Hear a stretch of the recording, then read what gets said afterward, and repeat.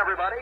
From the Orange Bowl here in Miami, Florida, this is Tom Hedrick, the voice of the Kansas City Chiefs, along with Jack Grease will be doing our play-by-play, the voice of the St. Louis Football Cardinals. We have an ideal day for the Super Bowl game, the second game between the AFL and NFL champions. Here in Miami, it's 64 degrees. The wind is blowing from the west at about 10 miles an hour, and it's partly cloudy. Yesterday was foggy and rainy down here, but today it couldn't be a better day for it. It's a sellout of 75,546 fans. The Green Bay Packers, the three-time NFL champions, will take on the upstart Oakland Raiders, who are making their first title appearance. They emerged triumphant this year with a great record of 13-1. Now, the Packers return to the AFL-NFL title game that they won from Kansas City last year, 35-10. The Packers get here to a couple of great victories. They knocked off the Rams 28-7. And 2 weeks ago, they knocked off Dallas 21-17. In the final 5 minutes, Bart Starr took them 68 yards to pay dirt. Now, the Oakland Raiders have got the finest record ever in the AFL. They won 11 straight. And on the record, they had a 13-1 mark. They were noted for their outstanding defense. That showed in the championship game when they defeated Houston 40-7. Both ball clubs are noted for their strong defensive units and their winning quarterbacks. The Packers recorded a 9-4-1 record, and they're led by the strongest core of linebackers in pro football. Ray Nitschke plays the middle. Of course, in the front four, they've got people like Willie Davis, all-pro defensive end, and all-NFL tackle Henry Jordan. Back deep, Herb Adderley, Willie Wood, and Bob Jeter play with the best coverage men in pro football.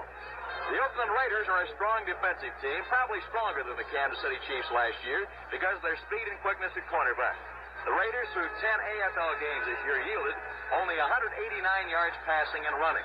However, the AFL champions right now have done a great job offensively because they have scored 468 points in the year. A big blow to this football team came in the Houston game when Tom Keating came up with an Achilles tendon, and he's been working the last 10 days, but it's very tender. He will not start today. This football team from Oakland's been dubbed the 11 Angry Men because 67 times in the year they have dumped opposing quarterbacks. Well, Keating is the man that gave them great solidification 2 years ago. He's 6'2" and 247, and along with Kansas City's Buck Buchanan, rates as an outstanding defensive tackle. So taking Keating's place today as a starter will be 6'3", 260-pound Carlton Oates. Now the quarterbacks again must be a key factor. Bart Starr was the star of last year's ball game for the Green Bay Packers. He clicked on 9 of 13 third down calls. 2 went for touchdowns. He was 16 for 23 passing and good for 250 yards. The Raiders signal caller is Darryl LaMonica. He's the AFL's most valuable player. He'll be in his second title game, but that compares to 12 for Bart Starr. LaMonica on the year completed 32 touchdown passes, and he was able to throw for right at 3,228 yards. He's got the tools to be an outstanding pro quarterback, the size, the running ability in the arm, and the leadership qualities, but he's only been in a big ball game once before. The Packers rate is a 12 to 14-point favorite. The strength of their experience, the defensive platoon, they have 97 years compared to 48 for Oakland. Offensively, there's about 13 years difference altogether. They've got a great defensive unit, the Packers do. They've got a tremendous quarterback in Bart Starr, and of course, a highly inspirational leader in Vince Lombardi. We'll bring more color and lineups in just a moment.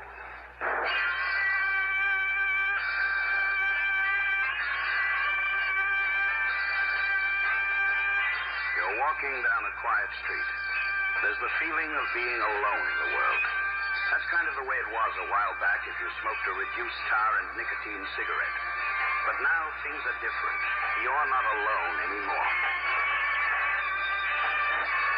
Today, more and more people smoke True filter cigarettes because True satisfies. Satisfies with good taste and reduced tar and nicotine. True filter cigarettes. With the air filtration system, the good feel of a built-in mouthpiece, the good taste and reduced tar and nicotine. Latest U.S. government figures. 12.8 milligrams tar, 0.7 milligrams nicotine. With or without menthol. Shouldn't your brand be True? Back at the Orange Bowl, Tom Hedrick along with Jack Grease, and quite a colorful pregame show. They've got a replica of the Green Bay Packers, and it's about 30 feet tall to our right, the Oakland Raiders to our left. And I think we'll have an outstanding football game, the second annual AFL-NFL championship game. And the man who today will call the play-by-play, the voice of the St. Louis Football Cardinals, Jack Grease. Jack? Thank you, Tom. And this is the first bit of ferocious confrontation we've seen. These two giant papier-mâché figures animated down there with smoke coming out of their nostrils, symbolizing the Packers and the Raiders. Indeed, these two teams coming into this game have bent over backwards to say nothing to irritate the other. Leading one wag to write in his column down here that the referee should be marrying Sam. Last year, Kansas City came into this ball game with a player designed to strike fear into the hearts of opponents, Fred Williamson, their defensive back, who was called the Hammer, but he didn't do much hammering against the Packers. This year, the center of attention has gone to big Ben Davidson, at close to 6 feet 8 and 275 pounds. He's a defensive end who got nationwide publicity for the one he laid on Joe Namath. And he has been billed as the big bad man in this game today. But it's been curious that the Packers have not singled out Mr. Davidson as they did not single out Mr. Williamson last year. And it's been nothing but complimentary marks from one to the other as the teams train for this confrontation today.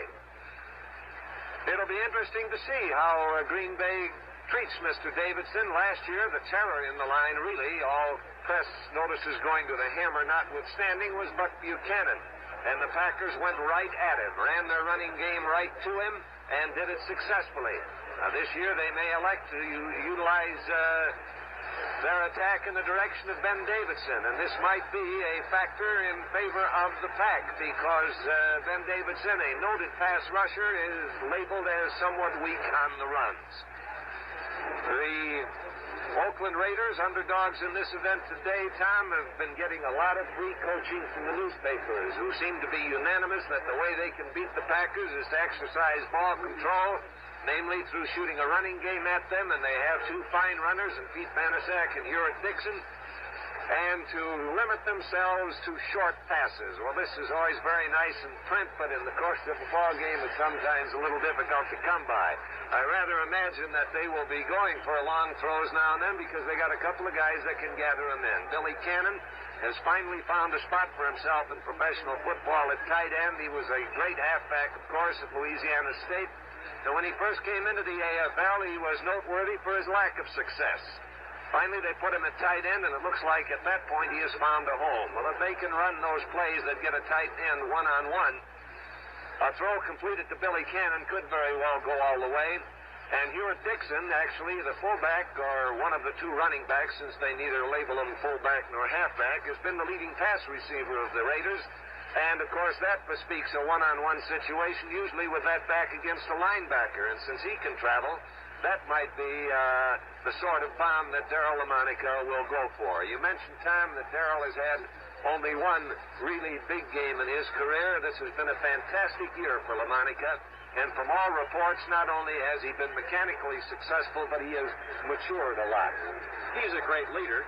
I remember last year when Kansas City was getting ready for the Super Bowl, he came to Long Beach and talked about how important it would be to make the big play to Lenny Dawson and people like that. He's been an amazing story, because here's a fellow that sat on the bench for 4 years behind Jackie Kemp.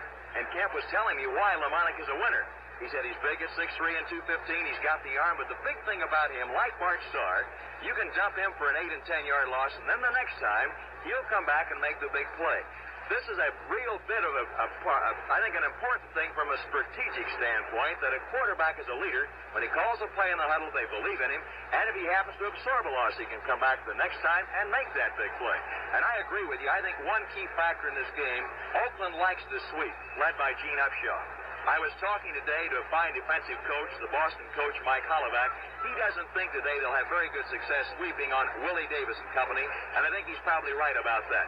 And in talking to Len Dawson, the Chiefs quarterback, he feels that in order to move the ball successfully against Green Bay, that the Raiders must throw today. So you can't run at the Green Bay Packers, but you can throw at them if you throw short. So he thought this would be a key factor in the game. Third and long yardage, though, doesn't indicate the short passing, so I hope the Raiders have got a few long pass patterns in their playbook, and I'm sure they have. I really would not be surprised to see the Raiders go right after the big outside lineman for Green Bay with attempts at a sweep. They've run sweeps well throughout the season. The sweep is not so much worrying about the size of the opponent as utilizing his momentum on his initial charge to get him out of there. And if they can throw the gauntlet down to Green Bay at any point where the Packers think they're at their strongest and do it successfully, it's a real good gambit to start out with, much the same as Green Bay teed off on Buck Buchanan in Kansas City last year. The Oakland Raiders, having won the toss and elected to receive, will start with Bill Miller at end position. He's a 6-footer at 190 with good speed. At left tackle at 245 pounds, 6 feet 4, will be Bob Slias. Gene Upshaw is a rookie, a number 1 draft choice, and he has done a startling thing moving in at a starting guard position in professional play, but he's a fine one. He's 6'5", 255 pounds, is a lead man on the sweeps, and does a great job of blocking. Jim Otto is at center. He has a peculiar distinction of having number 00. And I'll guarantee you, when you get an odd number like that, you better be good because you're singled out, and he is. Jim Otto holds the distinction of being the only man to make every single all-pro team in the American Football League since its inception. 1960 on, Jim Otto has been the all-league center, and he is again this year. Wayne Hawkins will start at right guard. He's 6 feet tall, weighs 240 pounds. Harry Shue at 260 is at right tackle. And Billy Cannon is at right end. Darryl DeMonica will be the quarterback. And we talked about these backfield members pretty much. Pete Banasek at left halfback came in when Clem Daniels was injured and has more than won himself a berth. Ewart Dixon, a fine fullback.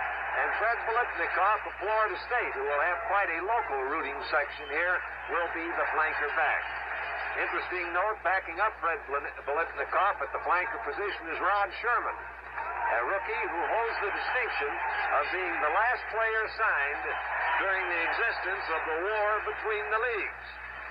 Now, the Green Bay Packers are being introduced out on the field, and they are going to start on defense. Willie Davis at left end, Ron Kostelnik at left tackle, Henry Jordan at right tackle, and Lionel Aldridge at right end. I think it's worthy of note that this is the starting lineup that started against Kansas City a year ago, so there have been no upheavals in their defensive ranks. At left linebacker, the fleet-footed Dave Robinson, who was an end when he played for Penn State, and is one man that can go one-on-one with a back or a tight end and not get lost. Ray Nitschke is practically a living legend at middle linebacker, and Leroy Cappy holds down the right linebacker spot, providing a trio of linebackers that is labeled the best in all of football. In the defensive backfield, Herb Adderley is a perennial all-pro at left cornerback, and Bob Jeter will be holding down the right corner spot. The safety men are Tom Brown and Willie Wood. Those are the men that will start this game. When the Packers swing over onto offense, we'll see Boyd Dowler at split end, Bob Skoronski at left tackle, Gail Gillingham at left guard, Bob Hyland, or Ken Bowman rather, will be starting at center, Jerry Kramer at right guard, Forrest Gregg at right tackle, and Marv Fleming playing the tight end. Bart Starr, of course, will be at quarterback, backed up by Zeke Bratkowski. Donnie Anderson will start at the left halfback position, and Chuck Mercine will start at fullback. Harold Dale is scheduled to begin at the flanker back position. It's interesting to note, speaking of Zeke Bratkowski, Tom, that many years ago, it was felt when Zeke Bratkowski was drafted by the Chicago Bears out of Georgia that George Halas didn't give him a sufficient opportunity, that George Blanda was getting too old for the job, and Bratkowski should have been given the nod. Well, Bratkowski is having his 12th year in the National Football League right now, which gives you an indication of how far back we reach to get into the history of George Blanda, who does the field goal and extra point kicking for these Oakland Raiders, and who is now spending his 18th year, or finishing his 18th year, in the NFL. When Blanda and Lou Groza, the Cleveland Browns, get together, I guess they help each other up and down stairs. He's an amazing story. He led the AFL in scoring this year with 116 points. He's always been a good kicker, but this year, for the first time, he can concentrate on his kicking. For example, in the championship ball game, he booted 4 field goals against Houston, his longest being a 42-yarder in that game. On 2 different occasions against Kansas City, he had 3 different field goals attempts and did a great job. He's had a 46-yarder. So Blanda is a fine backup quarterback for LaMonica. And talking about Groza, when you talk about great place kickers in football, you immediately think of Lou Groza. You also think of Gino Capoletti in the East for the Boston Patriots, and now George Blanda. And another nice thing about him is the fact, Jack, you can backstop him, and he still does a good job. Yes, he can come in and play quarterback and do a pretty good country job at it. Well, now all of the Raiders have been introduced. There have been a couple of changes in their defensive lineup. Carlton Oates will be taking over Tom Keating's position at right tackle, which is quite a blow to the Raiders. Keating is a good one. And Howie Williams will be moving in at the right safety position ahead of Dave Grayson. Otherwise, their usual defensive starters will be in play today. Ike Lassiter at left end, Dan Birdwell at left tackle, Ben Davidson at right end, Bill Lasky, Dan Connors, and Gus Otto are the linebackers. Ken McLuhan at halfback with Willie Brown, and Warren Powers with, as I mentioned, Howie Williams operating in the safety positions. These leagues have slightly different footballs. The American Football Leagues is a little longer and narrower, if that's a proper way to describe an oblate spheroid. But when the Raiders have the football on offense, they will use the American League ball, and the National League ball will be brought in when the Green Bay Packers are on offense. The captains have finished their meeting at the center of the field. They have indicated to the crowd the toss of the coin and the fact that Oakland won it and will receive. So Green Bay will kick off to Oakland, and Oakland, of course, would be delighted if they could put the first score up on the board. And now the Raiders have finished with their sideline huddle. They're heading out onto the field to deploy into position to receive the opening kickoff. Dave Grayson, who wears number 45, and the fleet-footed Larry Todd, who wears number 22, are going down as the deep men for Oakland. Don Chandler will kick off for Green Bay, and this game is moments away from being on. The scoreboard clock here is the official time, so we will be able to give you an accurate appraisal of time remaining in the various periods. Now Chandler has the ball teed up on the 40-yard line, backs away from it. Grayson and Todd are waiting right at their goal line. And the game is on. Chandler's kick is dropping on the 5-yard line, and it's taken out by Larry Todd at the 15, 20, 25. He's done, falls forward to about the 27 or 28-yard line. Bob Hyland was coming in there on the stop for the Green Bay Packers, and the ball is, let's call it the 27-yard line. 1st and 10 for Oakland. Then a second Dixon, the running backs. Mid end will be Bill Miller. Red Politnikoff is the flanker. Politnikoff is going out wide to the right. Miller is wide to the left. The running back's in normal position. LaMonica is snug under the center at quarterback, and he gives the ball over to Dixon. Dixon is dumped. Coming in there was Nitschke as Dixon shot for the left side of the line, was upended at the line of scrimmage by Nitschke, and dropped down on the 28 for a short yard. So it'll be second down and 9 yards to go for the Oakland Raiders. The ball now is moved up to just across the 28-yard line. Billy Cannon, the tight end, is set to the left side, making a flanker out of Bill Miller, who's wide to the left. LaMonica barking the signals. He rolls out to the right, has good protection. Lets one go out to the 40-yard line, incomplete, out of bounds. That was Politnikoff over there, and covering on the play was Herb Adderley. Had he come down with the football, he would have been out of bounds. Incomplete forward pass makes it 3rd and 9 on the 28.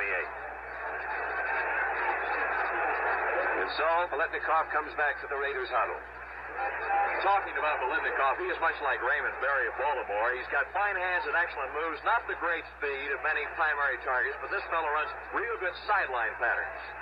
He's wide to the right once again on a 3rd and long yardage situation, looking back at Darryl LaMonica. LaMonica straight back this time. He floats one out, intended for Hewitt Dixon behind the line of scrimmage to the right, incomplete. Pass was low. Ron Kostelnik, the left tackle for Green Bay, was pouring in there, and he hurried LaMonica's throw just a bit. So the Oakland Raiders have failed to get a first down. The line of scrimmage is their own 28, and they'll have to punt the ball to the Green Bay Packers. Mike Eyeshide does the kicking, and he drops back to do just that. Willie Wood is deep, along with Tom Brown. The pass from center a little high, but he has time to haul it down, gets the punt up in the air over near the sidelines. Wood chases it right at the sidelines. He makes the catch and steps out of bounds. Put the ball in play just around the 34-yard line of the Green Bay Packers, having kept the Oakland Raiders from recording a first down, take over 1st and 10.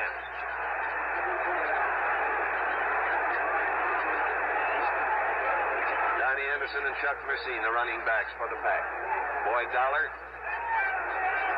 at the split end goes out to the left side, but is staying in snug. A single flanker is out. That's Carroll Dale out wide to the right. Off to Donnie Anderson. Anderson fakes to the right, then cuts back over the middle, gets that ball up to about the 38-yard line before the stop is put on him by Ike Lassiter, who's come in there. Call it the 39. It'll be 2nd and 5.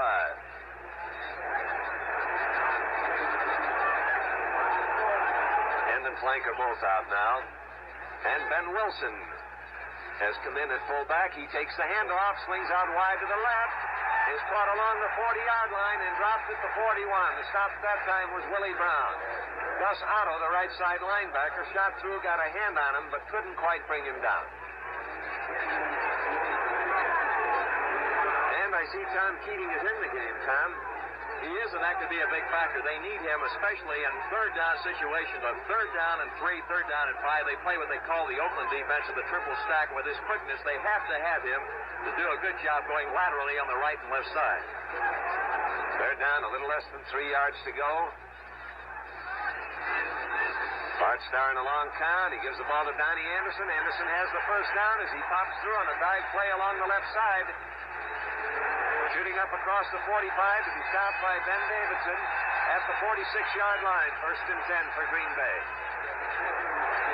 So the first down of the game is recorded, and it's recorded by the Green Bay Packers. They now have the ball on their own 46. That time the Packers went to a double tight end alignment, getting an extra double team block, and that's one thing that some of the AFL people thought the Packers might do against the Oakland Raider defense. They've got an end and flanker both out now. Running backs are split out. There's a throw out to the right to Carroll Dale. He makes the catch and then is spun out of bounds by Kent McLuhan. But the catch is made at the Raiders' 45-yard line. Looks like a penalty call back up the field, however. The referee today is Jack West of the American Football League. The penalty flag is down.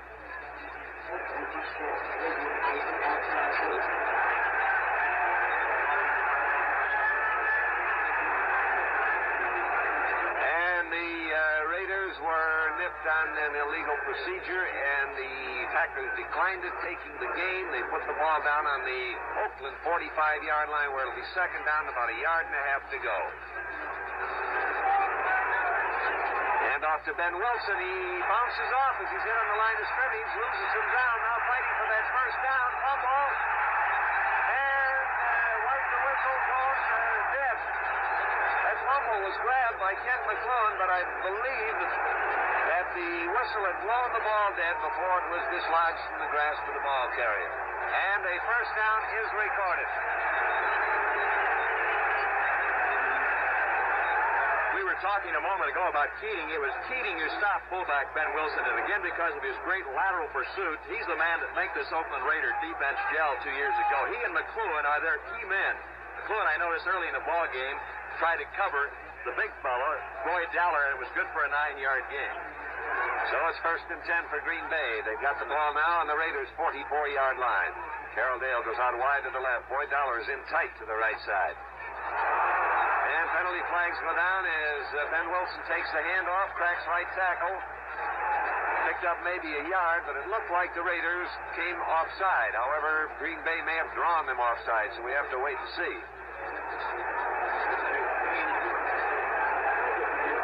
Referee Jack West surveys the scene, and the penalty is against Oakland.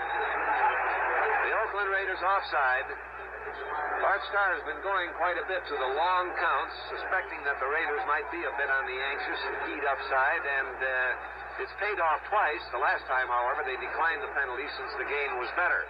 But now it's 1st and 5 on the 39.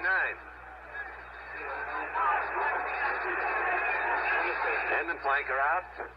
Bart Starr dropping straight back to throw. Has time to get it away, and pitches one to Mark Fleming, his tight end. Fleming is spun out of bounds on the left side down at the 31-yard line by Dave Grayson.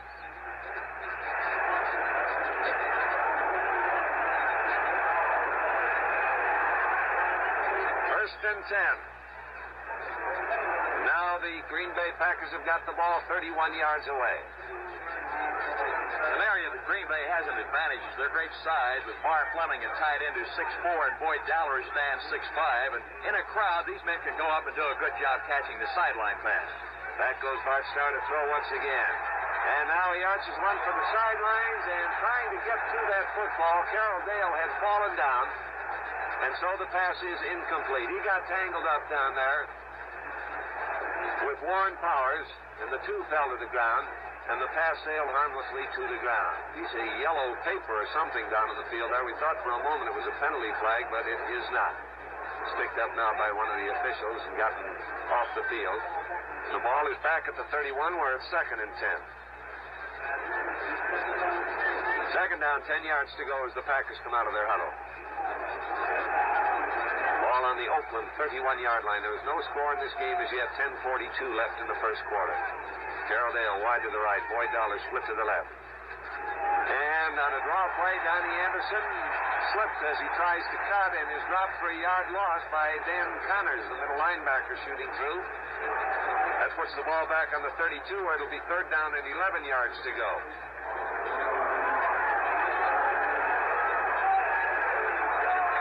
So, Bart Starr is looking at a 3rd and long yardage situation now. He's got the ball down on the Oakland Raiders' 32-yard line. 3rd down, 11 yards to go. He's got Carroll Dale coming out wide to the right and Boyd Dowler out to the left. McLuhan comes out to head up Carroll Dale. Back goes Starr, throws one over the middle. Pass is incomplete. It was tipped up by Ike Lassiter as it left Bart Starr's hands, and that ball deflected upward, sailed over the head of Mark Fleming and fell to the ground incomplete. So it's 4th down. Good job, too, by the middle linebacker, who's really come to the fore this year. And Connors from Miami, put a hard rush on the quarterback as he dropped back on 3rd down and 11. 4th down now on the 32-yard line. Don Chandler has come in, and the Packers are going to try to get on the scoreboard with a field goal attempt. That will be tried from 39 yards away. Kick is on its way, and the kick is good. Timeout is called on the field with the score Green Bay 3, Oakland nothing. Now there's a better idea from Ford. No other car in Ford's class offers disappearing headlamps at no extra cost. Only the Ford LTD, XL, and Country Squire give you disappearing headlamps as standard equipment, plus Ford's quiet ride.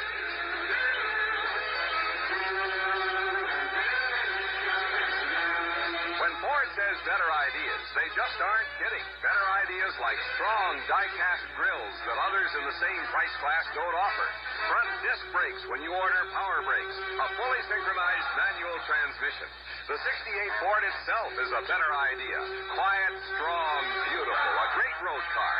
Drive one and see. Now there's a better idea from Ford.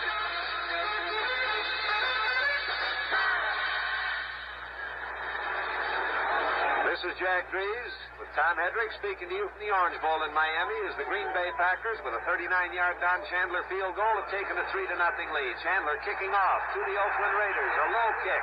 Fumbled, picked up, scooted foot back on a lateral.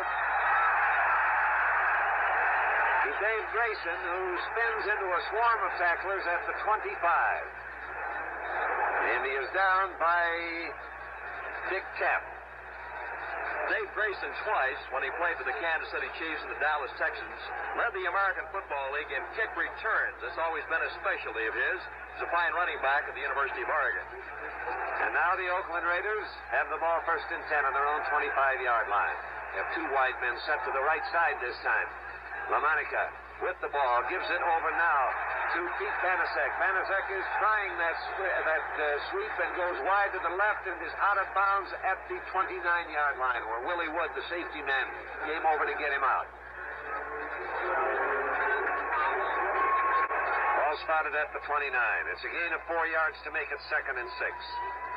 We talked about Green Bay losing backs. The Raiders lost an exceptional back in Clement Daniels at midseason. The very first start, Banaszak against an excellent Kansas City ball club gained 82 yards and scored a touchdown. Bolitnikov goes very wide to the right as a single flanker. LaMonica goes back to throw, looks out to the right side, throws one down there, completes it to Bill Miller, his split end on the right. And he is dropped as he gets that ball up to about the 38-yard line for a first down. Dave Robinson, the left side linebacker for Green Bay, making the tackle. The ball at the 38, and it's 1st and 10 as the Oakland Raiders have recorded their first down. Offensively, they like that slot right formation, putting the split end or flanker back up there. And Miller, who had his finest year in the AFL in 1963, did a great job that time getting free and running a kind of a hook pattern. Now the 2 wide men are set to the left. LaMonica gives the ball this time to Hewitt Dixon. Dixon straight ahead on a power plunge into the line. Gets up just across the 40 where he's caught by Ray Nitschke, the middle linebacker for Green Bay, and flung back. But his forward progress is ruled stopped at the 42. It's another 4-yard pickup, and again it's 2nd and 6. This time from the 42-yard line in their own territory. Oakland. 2nd down, 6 yards to go against Green Bay. From their own 42, Green Bay leading 3-0. 8 minutes and 10 seconds left to play in the first quarter. Single flanker is out wide to the left. LaMonica barking the signals. He's a pitch out this time. Back to Hewitt Dixon. Dixon trying it wide to the left is caught by Leroy Caffey. A penalty flag goes down. He's caught right along the line of scrimmage. And let's see what that penalty marker is. There was little or no gain on the play. And the discussion is going on with the Green Bay Packers. Apparently the penalty is against Oakland. And it's a 15-yarder.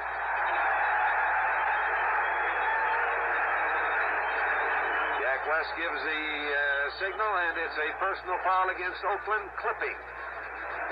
So 15 yards puts that ball back on the 26-yard line. So it's a total loss of 16 on the play. The penalty imposed from the spot of the foul. And it'll be 2nd down still, but 2nd down with 22 yards to go. Now they're on their own 26. LaMonica looks over that Green Bay defense. He has 2 wide receivers set to the right side. The bootlegs back to the left, throws up over the middle. The pass is incomplete, but a penalty marker goes down. The target was Bill Miller, the split end. Willie Wood was the defender. And the referee is indicating Ray Nitschke and saying that he pushed one of them, and it's a pass interference call against the Green Bay Packers, giving to the Oakland Raiders a first down on the 38-yard line. 1st and 10. Hold up for 10 seconds now for station identification. This is the CBS Radio Network. 590 on your Tri-Cities dial. WROW Music, Albany, New York.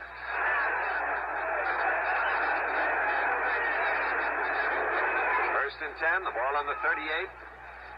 LaMonica taking a long count this time, reaches back to hand off to Hewitt Dixon, his fullback, going out wide to the right, trying to get around the corner, but there are too many Packers populating the corner. Bob Jeter and Leroy Caffey, the first of several to hit him and bring him down at the 41. It's a gain of 3. It'll be 2nd and 7.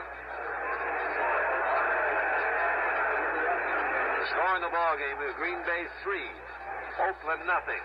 Don Chandler with a 39-yard field goal, putting the only score up on the board. Bolitnikov wide to the left and operating more as a slot back. Also wide to the left side is Bill Miller, the split end. The 2 wide receivers out to the left as LaMonica goes back to throw. Has the protection, arches one across the middle to Bill Miller. Miller makes the catch. It's intermediately, but he's got that ball in Packer territory at the Green Bay 46. Willie Wood making the tackle for Green Bay.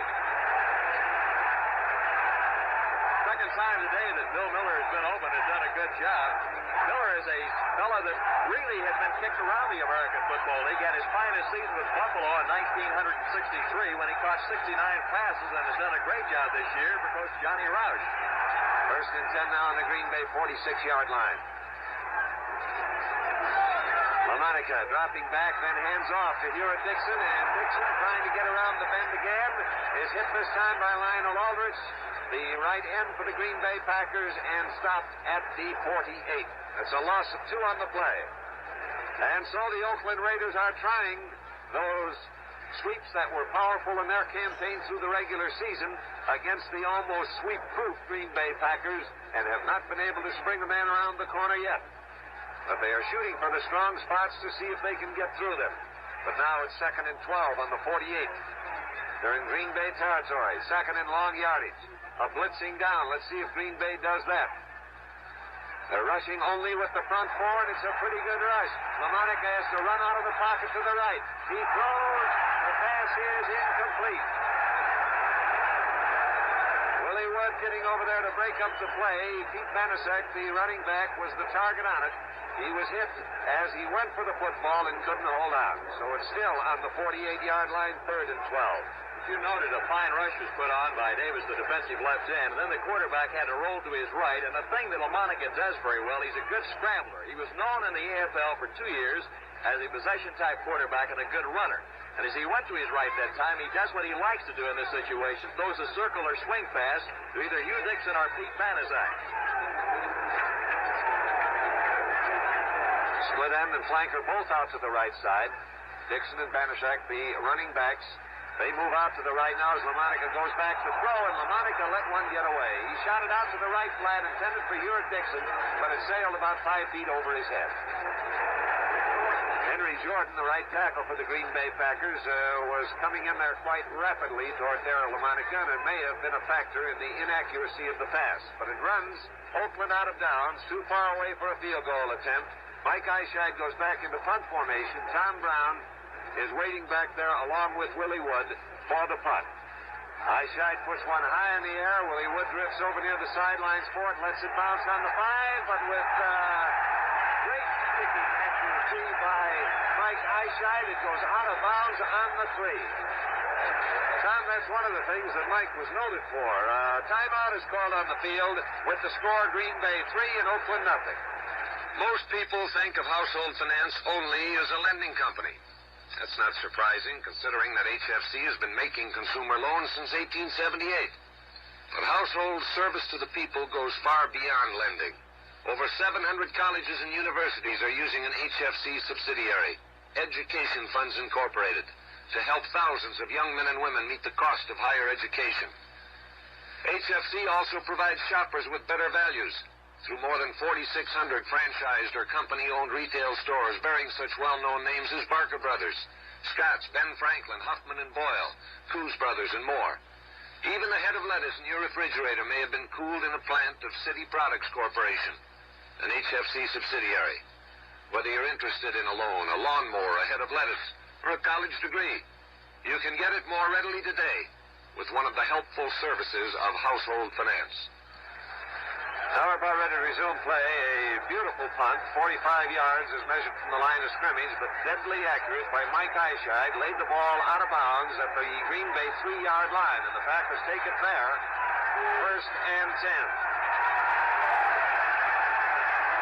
Ben Wilson, Donnie Anderson, the running backs, and we can expect to see one of those two getting the ball. Bart Starr, quarterback, gives it to Ben Wilson. He has a hole up the middle and goes right straight through to the 10-yard line. A gain of 7 yards, and a big 7 yards, because it gives Bart Starr a little operating room. On 2nd and 3, Howie Williams came up to make the tackle for the Oakland Raiders. 2nd down and 3, and now the ball is out at the 10-yard line.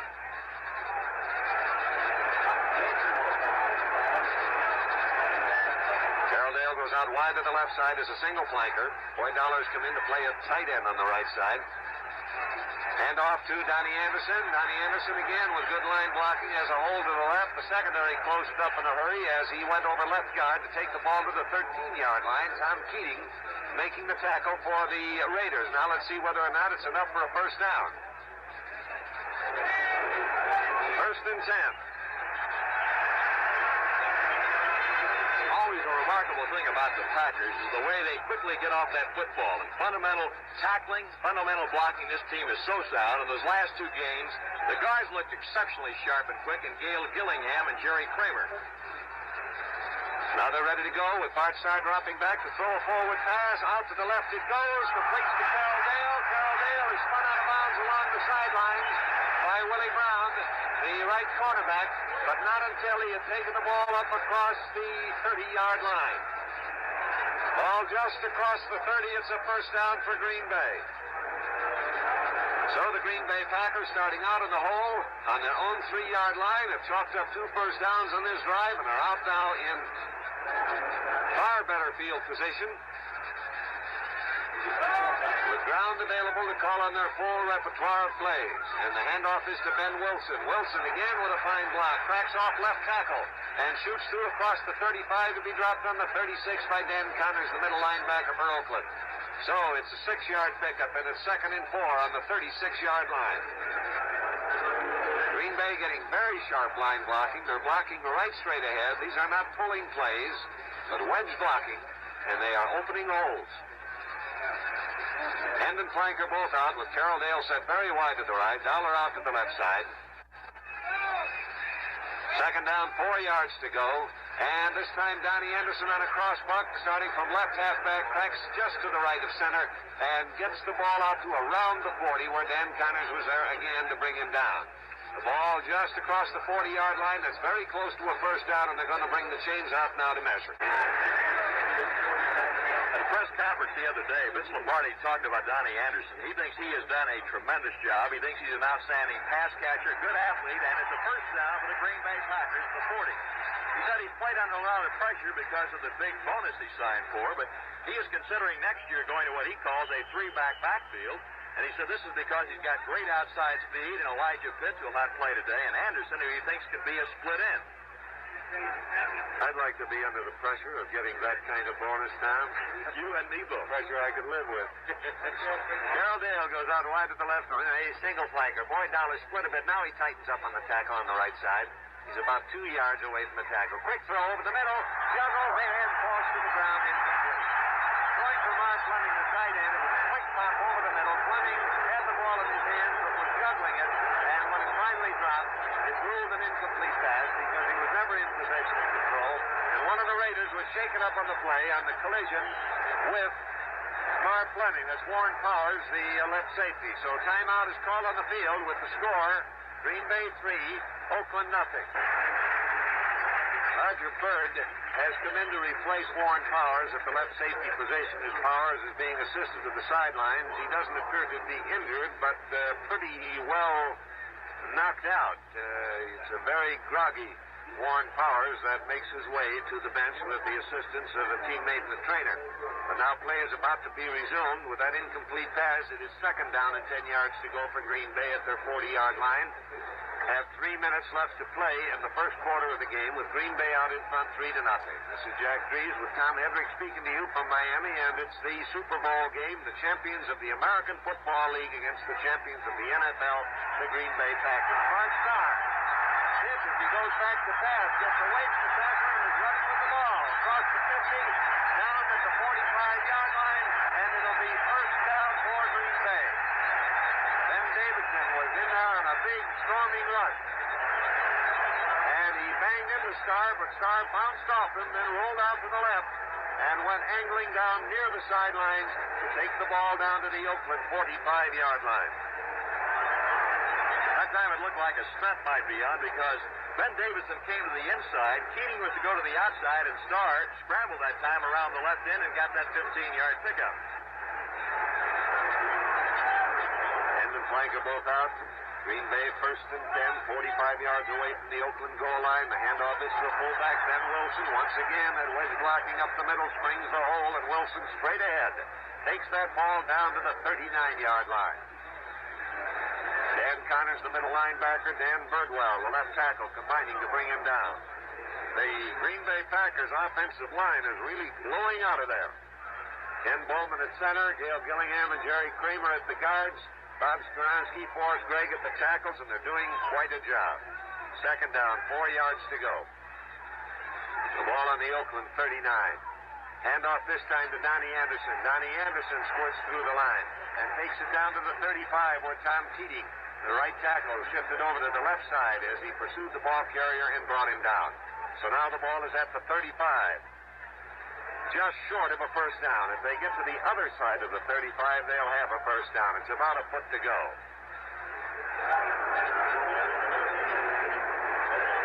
Green Bay has already picked up 7 first and 10s, and right now the Raiders have 2 passing, running, and 1 on a penalty. Tight line formation indicating a running attempt for this first down. They've got about a foot and a half to go to get it. Anderson and Wilson, the running backs, and it's Donnie Anderson taking the handoff. Head down. He shoots into virtually no hole at all, but was able to pop across that 35. Did he pop far enough?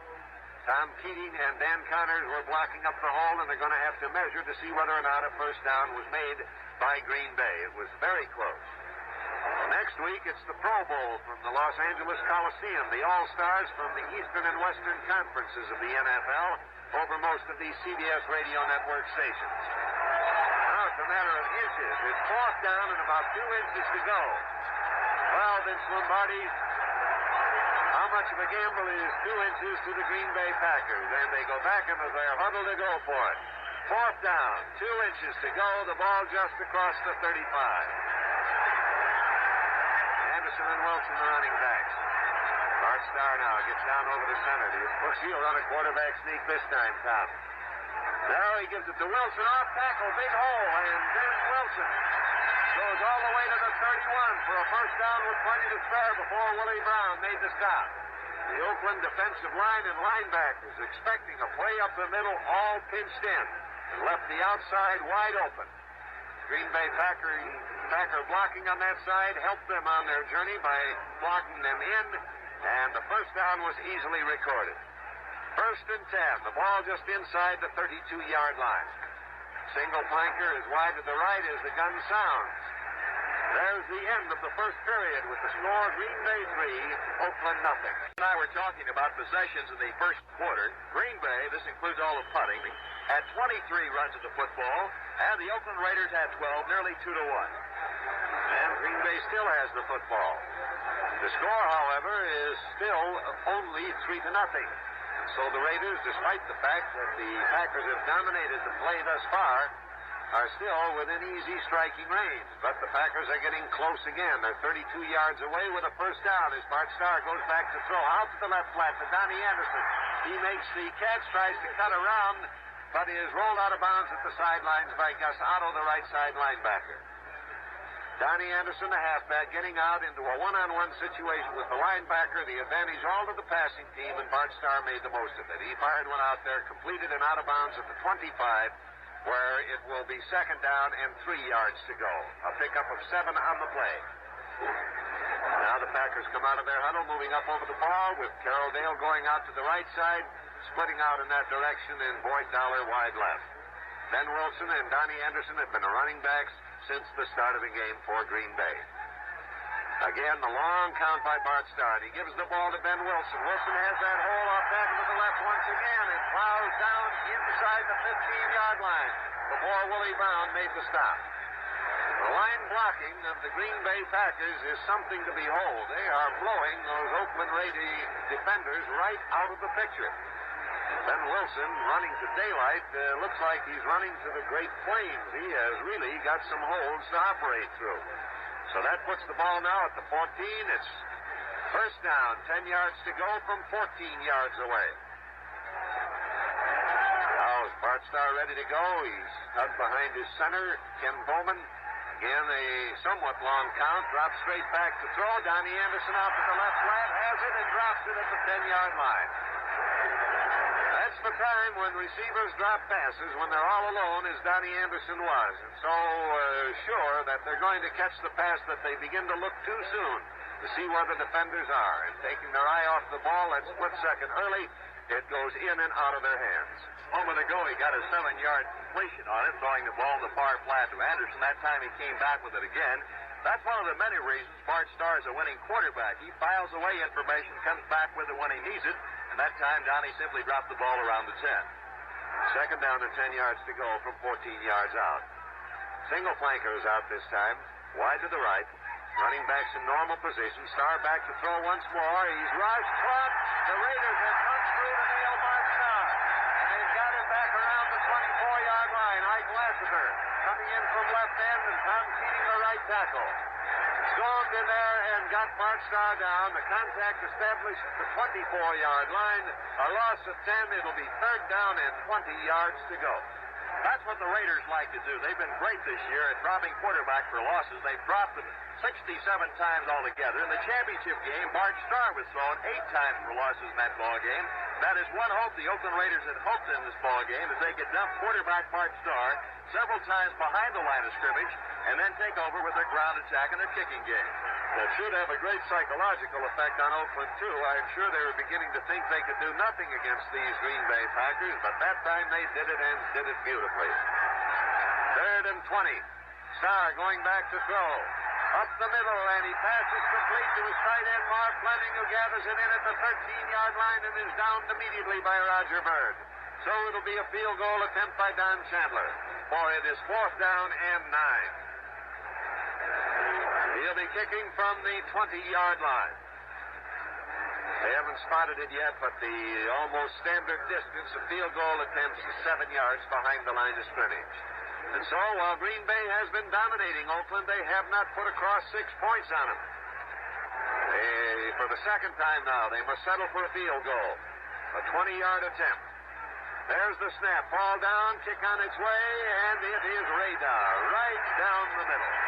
Timeout is called on the field with the score Green Bay 6, Oakland nothing. To a hiker, it's a longer walk to the ladies. It's a longer talk to women in. It's a longer tent to a smoker. Longer tent. Deluxe Late Kent. It's longer. Deluxe Late Kent. Much longer. Deluxe Late Kent. Miles longer. More taste, fine tobacco. To a singer. It's a longer note to a villain. It's a longer gloat to a bloodhound. It's a longer scent to a smoker. Longer tint. Now there's another great Kent. New Deluxe Length Kent. Longer than king size. Gives you more taste, more fine tobacco.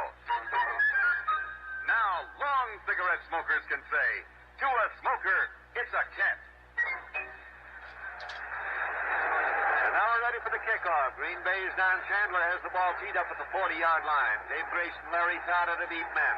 Chandler puts it high in the air. Wind at his back now. And it drops on the 2-yard line to Grayson. He's back across the 10, out to the left, now to the 20. And still swinging near the sidelines. He's caught along the 25 and rolled out of bounds at the 26 by Tom Crutcher. So it'll be first and 10 for the Oakland Raiders on their own 26-yard line. Well, certainly now as we move into the second quarter, 12 minutes and 42 seconds left before the end of the first half, Oakland has discovered several things that will not work and a few that will against the Green Bay Packers. So Darryl LaMonica now is trying to start a drive. They are 6 points down. The score is 6-0 Green Bay. LaMonica gives the ball to Pete Banashek. Banashek trying it wide to the right is upended along the line of scrimmage and dropped at the 27 and 28 by Tom Brown. Oakland has persisted in running wide against Green Bay. Green Bay has persisted in blocking those attempts. That was a gain of a yard. Gain of 2 yards, call it.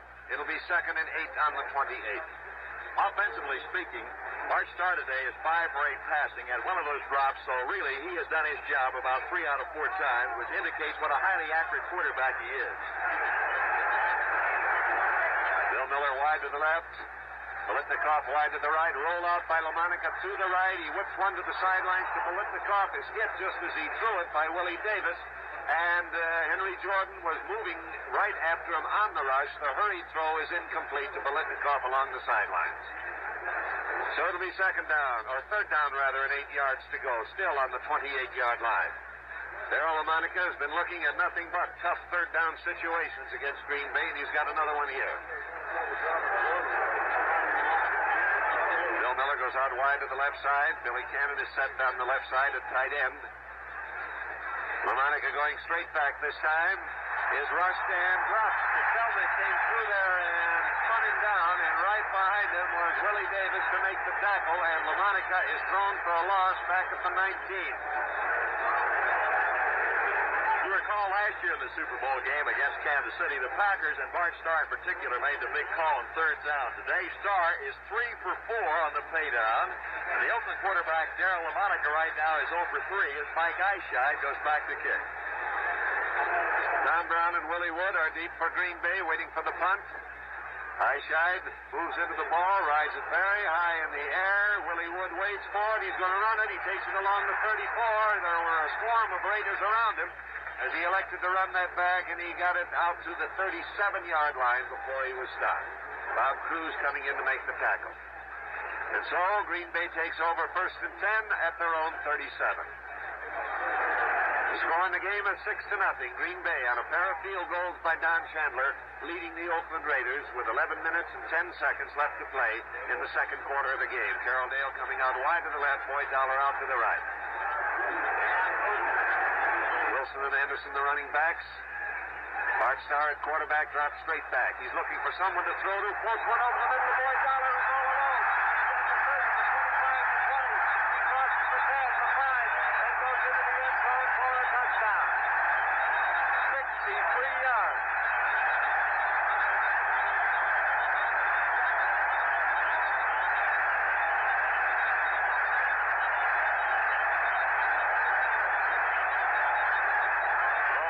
Time today, the Oakland secondary was roundly fooled on that play.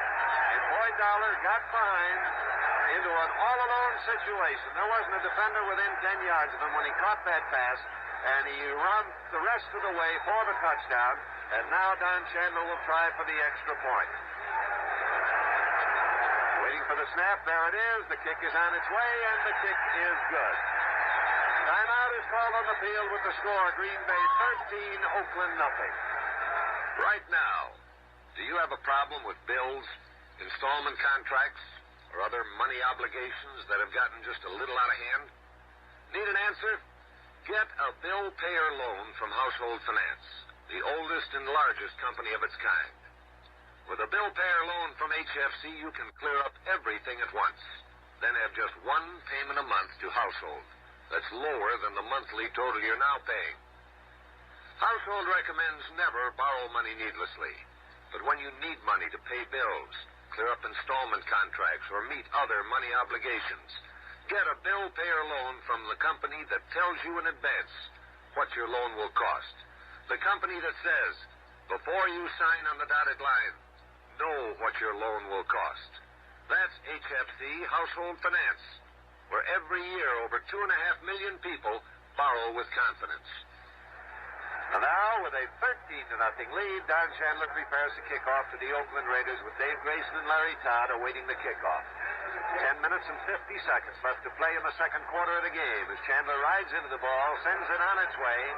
Todd moves over, takes it on the goal line, out to the 5. There's the 10. He's across the 15, gets out to the 20, bounces into the first Green Bay Packer, and is dropped. Island coming in to make the tackle, and it'll be 1st and 10 for the Oakland Raiders on their own 22-yard line.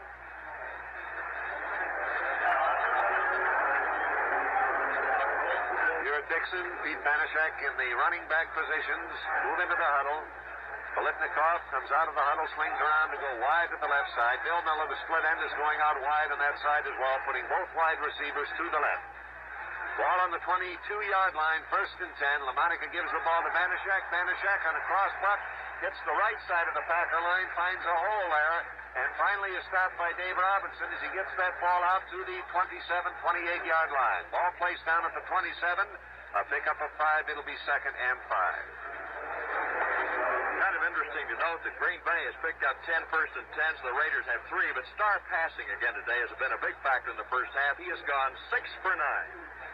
Second down, 5 yards to go on their own 27-yard line now for the Oakland Raiders. Again, the 2 wide receivers are set out to the left side. LaMonica gives the ball to Banashek. Banashek again on the cross butt, hitting just to the right of center from the left halfback starting position. Gets across the 30 to be dropped by Willie Davis, the left end. Ball is spotted at the 32. going to have to measure now to see whether or not it's a first down. It's a gain of around 5 yards, and that was what was needed. The chain is extended, placed down, and there's about 6 inches left. So it'll be third down. About 6 inches to go for a first down. The ball just short of the 32-yard line as the Raiders get back into their huddle. Green Bay now. Defense set. Moves up into a tight line formation. Ready to block up the middle. Ray Nitschke overshifting a little bit to the right. The linebackers favoring their right side. The handoff is given over to Dixon. He has the first down as he gets a nice block on the corner and cuts inside the corner man. Takes the ball to the 40-yard line before Willie Davis, the left end for Green Bay, was able to catch it. Tom Brown helping out on the play, and the ball is at the 40, first and 10, and we take 10 seconds out now for station identification. This is the CBS Radio Network. 590 WROW Music, Albany, New York, 4 o'clock. Ready to go now. LaMonica taking the snap from center, throwing a quick pass to Biletnikoff out on the right flat and nailed immediately by Herb Adderley, who pile drives the shoulder into him but couldn't dislodge the football. And the gain is at the 44-yard line. So it's a pickup of 4 yards, second down and 6. Oakland's ball on their own 44. The score in the ball game is 13-0 Green Bay with a little less than 8.5 minutes to play in the second quarter. The Oakland Raiders in their huddle. Biletnikoff going out wide to the left. Both wide receivers are set out there. Bill Miller, the split end, playing in a slot position on the left side as well. And suddenly the Oakland Raiders stand up and get into a discussion with Jack West. Tom? I think the center, Otto, that time had a lot of perspiration on his hands. He wanted somebody to do something about the football and get a new ball in there. That's exactly what's happened. And it's kind of interesting to note one of the defensive players, Dan Birdwell, used to be a center in this league, but had a perspiration problem on his hands and had to be made then a defensive lineman. Now they're ready to go with a dry, fresh football. Again, the split end and flanker are both set out to the left side. LaMonica going back to throw. He arches one up the middle, and it's a fine grab down there at the 40-yard line by Bill Miller in Packer territory. Dave Robinson, Willie Wood combining on the tackle. But he caught that one in a crowd and came down with the football on the Packer 40, and it's another first down for Oakland. And Oakland, for the first time in this ball game, is putting something together. It's noteworthy that they quit running wide. Their running game has been from tackle to tackle and cross-bucking just to the right or left of the middle of the line. And that running game has been gaining, and it's been setting up their passing game, and they now have it first and 10 on the Packer 40. Hendon flanker out to the right side this time. Bootleg by LaMonica. Screen pass. Gets it to Dixon. Dixon drops the ball, and it is an incomplete pass. Ron Kostelnik was over there covering on the play. Dixon, however, was not hit by Kostelnik. As he caught the ball, he started again to look around to see where the defenders were, taking his eyes off the ball a moment too soon. Incomplete. Second and 10 on the 40.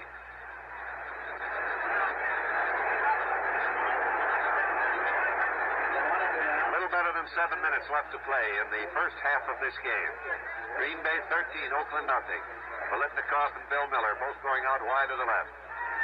Second and long yardage, passing down. Let's see if LaMonica does go to the air.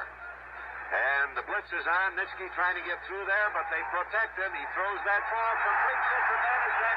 Banaszak banged out of bounds by Leroy Caffey down at the 25-yard line. Green Bay throwing the blitz at Oakland for the first time this afternoon. Had Oakland ready for it. They picked it up beautifully. LaMonica had plenty of time as he got complete protection. Threw the ball to his running back, beat Banaszak, and it's first and 10 on the 25. Probably thing they'll resort to right now, but Oakland likes to do that. They like to swing past the halfback and run one-on-one on the linebacker, and Banaszak has got fairly good speed. And then flanker both out. Handoff this time to Banaszak once again. Banaszak again on that crossbuck, which has been effective against Green Bay in the second quarter. Doesn't make too much this time, but did get a gain as he took the ball to the 23. So it'll be second down and 8 yards to go from 23 yards away. Oakland Oakland for the first time mounting a scoring threat against the Green Bay Packers. And if they can pop a six-pointer across here and add the extra point, they will really be back in this ball game. The score is 13-0 against them.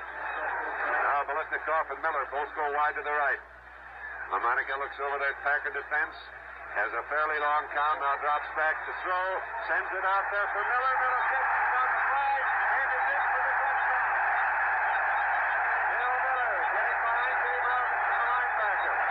Grabbed that ball, cheated along the sidelines, holding his balance to keep from going out of bounds, and went in the end zone for the score. And we've got us a ball game on our hands. 23-yard touchdown.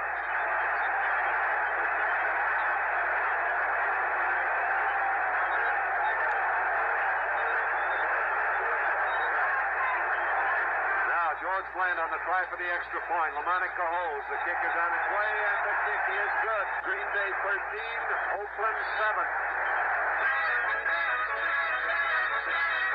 Light up your life. Torino. Light up your life. Torino. Torino. Torino. Torino. Torino.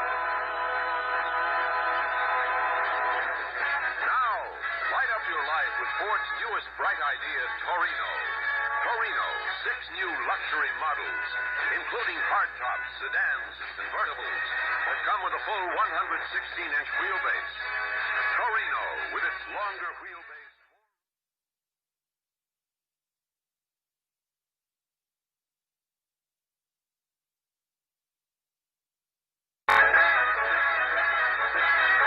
Light up your life. Torino. Light up your life. Torino. Torino. Torino. Torino. Now, light up your life with Ford's newest bright idea, Torino. Torino, 6 new luxury models, including hardtops, sedans, and convertibles that come with a full 116-inch wheelbase. Torino, with its longer wheelbase, more room, and smoother ride, is more car than 16 higher-priced competing models. Torino, another better idea from Ford. Light up your life. Torino. Light up your life. Torino. Torino. Torino. Torino. And now for the first time today, with the score 13-7, following that Oakland touchdown, the Green Bay Packers are going to receive a kickoff. Let's see if Eichscheid tries Travis Williams. He sends a low skidding kick over near the sidelines and is grabbed there by one of the blocking men up front, and he is out of bounds at the 15-yard line. Tommy Crutcher grabbed the football, one of the blocking screen, since it wasn't about to get back to the deep receivers, and it'll be 1st and 10 for the Green Bay Packers, the ball on the 15.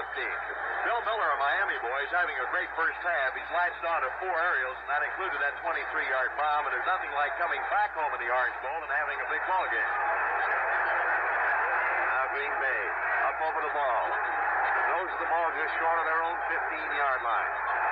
Bart Starr ready to go. He has an end flanker both out on opposite sides. He gives the ball on a handoff to Wilson, his fullback. Wilson is caught and thrown for a loss. Out of bounds at the 14-yard line by Dan Connors, the middle linebacker. And I think that might have been all that Oakland needed, was to score in this ball game. They had been playing an obviously tight, nervous game. But suddenly they succeeded in throwing Bart Starr for a loss on one occasion, were able to mount a drive and get all the way into pay dirt on another. And while it's a cliche that's overused, this thing does indeed look like a brand new ball game. 2nd down now, and 11 yards to go from their own 14-yard line. Green Bay ready to put the ball in play. Starr goes back to throw. The rush is on, and he's filled up the 4-yard line by Tom Keating. Tom Keating going through the gap. They had an absolute free search on Bart Starr. No one laid a finger on it. The connection was made on the 5, and that ruled his forward progress stopped. So the Packers now must put the ball in play on their own 5. Great play that time. As we talked about Keating was playing head up with his center. Bowman made a move to the left, moved quickly to the right. His quickness showed you why he could do the job right there. And he fired in on the quarterback. And Oakland is making a defensive adjustment. Instead of playing a 4-man front and a 3-man front, many times they've got a linebacker up there, and they're not stunning their middle linebacker, Dan Connor. So it's third down and 20 yards to go on their own 5-yard line. Green Bay in a deep hole, as the Oakland Raiders have suddenly shaken off the jitters that have accompanied them through this game and are going after the pass. And Wilson on the handoff, swinging wide to the left, is held to a short gain. He's dropped at the 8-yard line by, again, Tom Keating. Tom Keating has a bad Achilles tendon, and he is limping slightly as he walks toward the bench. The Packers are run out of downs. He would be pure murder if he was down. Ball at the 7-yard line, 4th down. And Green Bay will have to punt. Donnie Anderson will be deep in his own end zone to handle that chore. The deep men down for the punt.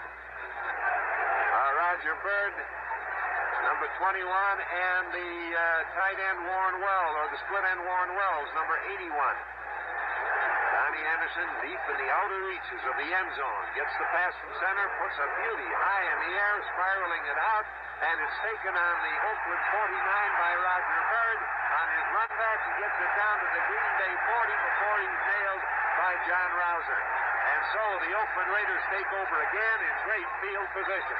That's what Bird does. He's not a fancy type punt return man. He catches the football. He doesn't go to the outside. He runs straight at you. And they were able to average 12 and 6/10 of a yard per run back this year. By far the best average in the AFL. So the Oakland Raiders, 40 yards away, have a 1st and 10. Both wide receivers are set to the right side. Dixon and Banishak are the running backs, and Banishak takes this one. He's trying to sweep, and is caught along the 40-yard line by Ray Nitschke. Nitschke, the middle linebacker, chasing out on the play.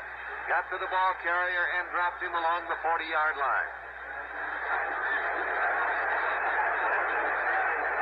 Virtually no gain on the play. It's 2nd down, about 9.5 yards to go, still on the 40-yard line, and I suspect that Oakland ran that play at Green Bay just to keep them honest on defense, because it has not been working against the Packers. Their stuff between the tackles has been the running plays that have gotten them the yardage. And now they have both wide men set to the left on a 2nd and long yardage situation.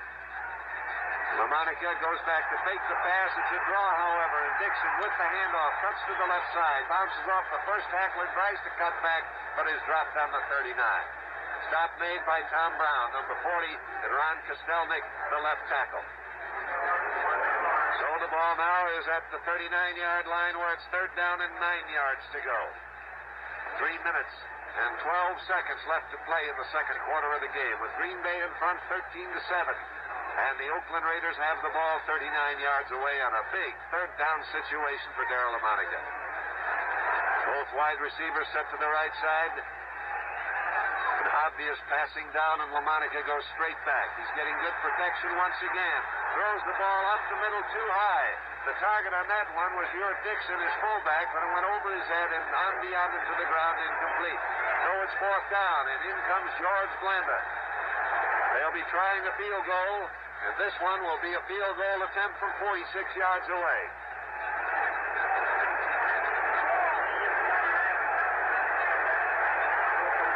LaMonica to hole. Actually, they're giving him a little more yardage behind the line of scrimmage. He's going to try it from 47 yards out. Ball is placed down. Blanda puts it high in the air. Too high. It's dropping short. Willie Wood makes it a catch along the 1-yard line. Is hemmed in along the 5 and dropped at the 8. Willie Wood must have thought the backspin on that ball would have kept it from bouncing into the end zone, where it would have been 1st and 10 on the 20, because the kick was overly high and was dropping almost straight down with the wind against the kick, and so he grabbed it on the 1, brought it out to the 8-yard line, and the Packers in a hole once again, take it over 1st and 10 at that point.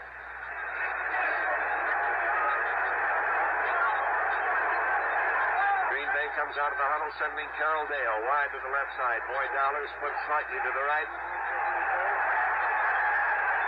Anderson and Wilson, the running backs.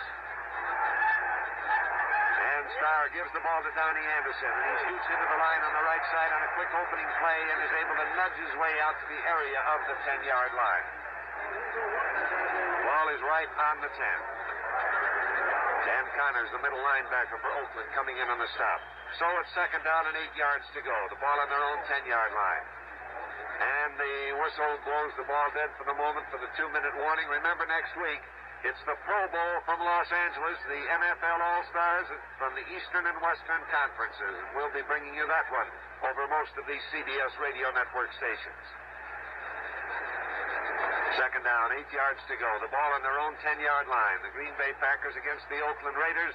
Oakland very edgy and unable to mount much of anything in the way of an attack, but having a defense able to contain a rampaging band of Green Bay Packers. Finally got untracked in the second quarter to put a touchdown on the board, and the score is 13-7 in favor of Green Bay at the moment. Tom? Thing about the Packers today, in the first half, they've had a balanced attack. The line has fired out very well and done a good job blocking, and Bart Starr's had a good day throwing in the first half, going 6 for 9. Balance has been one of their keynotes. They like to mix it up real well. The Oakland Raiders had greater success, as you pointed out, throwing to Bill Miller. Bill Miller caught that 23-yard touchdown pass, and he's already caught 4 aerials today. But it's obvious the Oakland Raiders cannot get wide on the Green Bay Packers because of their outstanding lateral pursuit. Now Green Bay ready to put the ball in play. That short gain put them out on the 10-yard line. Second down, 8 yards to go. 2 minutes left to play in the first half. The score, 13-7 in favor of the Packers as they send Carroll Dale wide to the left, but keep Boyd Dollar in fairly tight on the right side. Bart Starr looks over the defense. He hands the ball off to Ben Wilson, and Wilson trying to cut through the left. No, Travis Williams has come in. Cut through the left, skids as he makes his cut up around the 15-yard line and is dropped at that point, some 3 yards short of a first down. Howie Williams coming in to sort of pounce on him. So it'll be 3rd and 3 from the 15-yard line. The speedy Travis Williams now teamed up with Ben Wilson at running back. He's come in and replaced Danny Anderson. Starr ready to go once again. 3rd and 3. That's kind of tricky yardage. Certainly can't be called short yardage. He gives it to Travis Williams, and Williams trying to go wide to the right is caught short of a first down. He is dropped by Dan Connors, number 55, and Dan Birdwell, number 53, the middle linebacker and left tackle, respectively. And the Packers are out of downs as that play is stopped on the 16. Again, the ringleader was middle linebacker Dan Connors. He's had an outstanding second quarter. The Oakland Raider defense has gotten better this year because Connors has really come to the fore. He's become an aggressive linebacker. He was mad by what he read in a newspaper and a magazine before the season that the Oakland Raider linebackers were adequate. They called him adequate, and he's had an outstanding year, good enough to make the All-Star team. Now Donnie Anderson is deep in punt formation. Roger Bird, Warren Wells are the safety man. Anderson puts one very high in the air. Fair catch signal given by Roger Bird. He fumbles the ball. And it looked like Green Bay recovered. The Packers have the football. Dick Taft down under the ball. Recovered it for Green Bay as a fumbled fair catch. Gives the ball to the Packers at the Oakland 45. Well, they say you cannot make a mistake against Green Bay. We have 23 seconds to find out. That's the time remaining, and the Packers call for a timeout to hold the clock dead. That's the second timeout Green Bay has had. So they have one remaining. Or is that the second? Let's see. No, the first one, Oakland had a timeout for the injured player. I think that's the first Green Bay timeout. 23 seconds left on the clock, and Green Bay has the ball with a recovered fumble on the Oakland 45-yard line.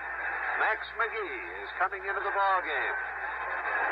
Mark Fleming, the tight end, is going out, so Bart Starr is going to get an additional wide receiver. Max McGee, you may recall, who caught only 3 forward passes through the entire 1966 season, turned up the pass-catching hero in the Super Bowl triumph of Green Bay over Kansas City a year ago, when he caught 7 in that game, 2 of them for touchdowns. Defensive change right now for the Raiders. Coming out as Bird and coming in as Dave Grayson. He's moved in this year as a safety man. He used to be an all-league cornerback. McGee and Carroll Dale are both set to the left side. Boyd Dollar out to the right. Bart Starr back to throw. And he's in trouble. Gets away from the rusher. Floats one down there for McGee. And it is incomplete, almost intercepted. Howie Williams grabbed for that football but couldn't quite hold on to it. So it's an incomplete forward pass, stopping the clock with 16 seconds left. Tom? That time Starr tried a floater play, and I think one of the reasons Howie Williams had difficulty, the ball was not thrown too hard. But another big reason, I think, again, that quarterback Bart Starr filed away that long pass play in the first quarter play when he came back and threw that particular pass route. And the reason now the Oakland Raiders have brought in Dave Grayson, they realize right now the Packers really have 3 wide receivers, and Grayson does a great job one-on-one. Now they're ready to go once again. They flooded the receivers to the left side. There's Starr's pass, and it's outside to Boyd Dollar. Dollar going for the ball down around the Oakland 35, couldn't get to it. And it is incomplete to make it 3rd and 10 at the 45. And 12 seconds show as left in the game. And the scoreboard clock is official here at the Orange Bowl. An electronic device is geared in with the timekeeper on the field to the scoreboard clock, so that time is accurate. 3rd and 10. Bart Starr now getting down in the huddle. Oakland deploying in virtually a prevent defense, trying to keep them from bombing into a score before the half ends. Dale and Dollar coming out to the left side. McGee set over to the right side. Donnie Anderson has come back into the ball game now in the backfield. There, it's for Dollar, and Dollar makes the catch at the 36 and is knocked out of bounds by Grayson. Dave Grayson right behind Dollar, unable to effect the course of the ball or the catch of it. Did, however, get the ball player out of bounds at the 36. 6 seconds left on the clock. 4th down and a yard to go. Ball on the 36-yard line. So this is pretty close to being the last play. Let's see if they're going to go for a 3-pointer. Don Chandler has come in. Bart Starr will hold, and it'll be a 43-yard field goal attempt. The wind is with him. The kick is on its way.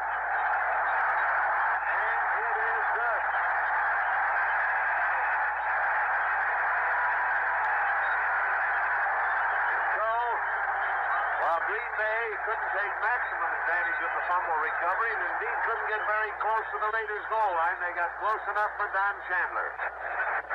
And now it's halftime here at the Orange Bowl, where the World Championship game between the Green Bay Packers and the Oakland Raiders stands at 16-7 in favor of Green Bay, with half a game yet to be played. And here in our broadcast booth is Pete Rozelle, professional football's commissioner.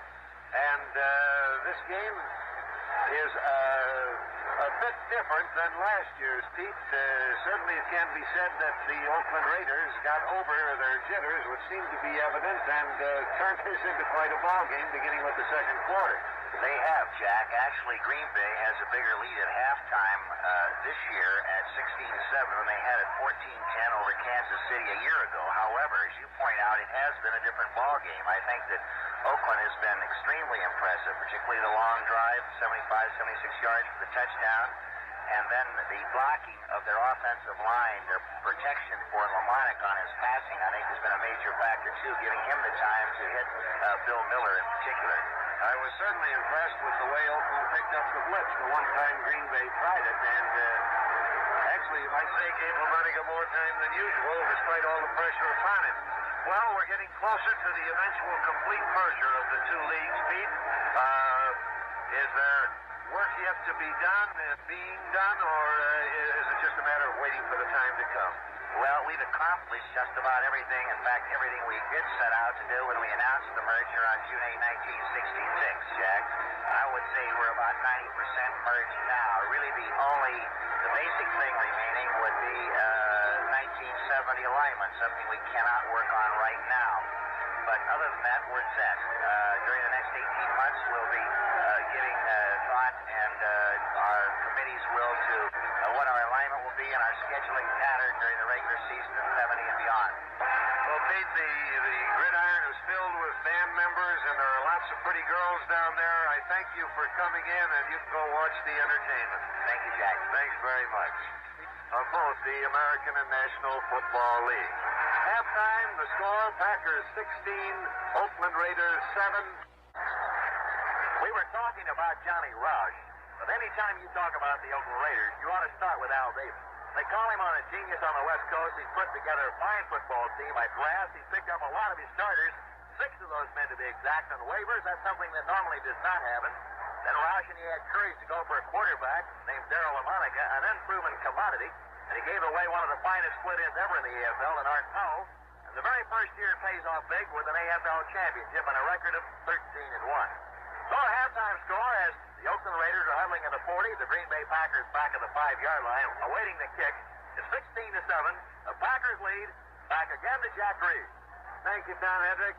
This half, of course, the options are reversed. Oakland won the initial toss and elected to receive. Now the option goes to Green Bay in the second half. They have elected to receive. Travis Williams and Herb Adderley are deep with slight expectation of receiving the football with the success on runbacks enjoyed by Travis Williams. Most teams have been kicking low scooters along the ground, hoping that someone of the forward blocking screen, not adept at handling the ball or running with it, will scoop it up instead of the streaky Mr. Williams. The ball has not been yet brought out to the 40-yard line to be teed up. The Oakland are waiting for it, and Herb Adderley and Travis Williams are standing side by side down near their own goal posts in a bit of a free kickoff discussion.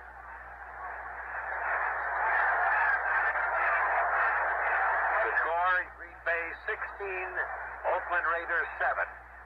Last year, this was the moment at which the Green Bay Packers exploded in the second half against Kansas City, and in a very short time, it was no longer much of a ball game. The great difference in this contest today is the fact that it is the Oakland Raiders who seem to gather strength and gather effectiveness as the game went along. And they certainly should be optimistic over their play in the second quarter.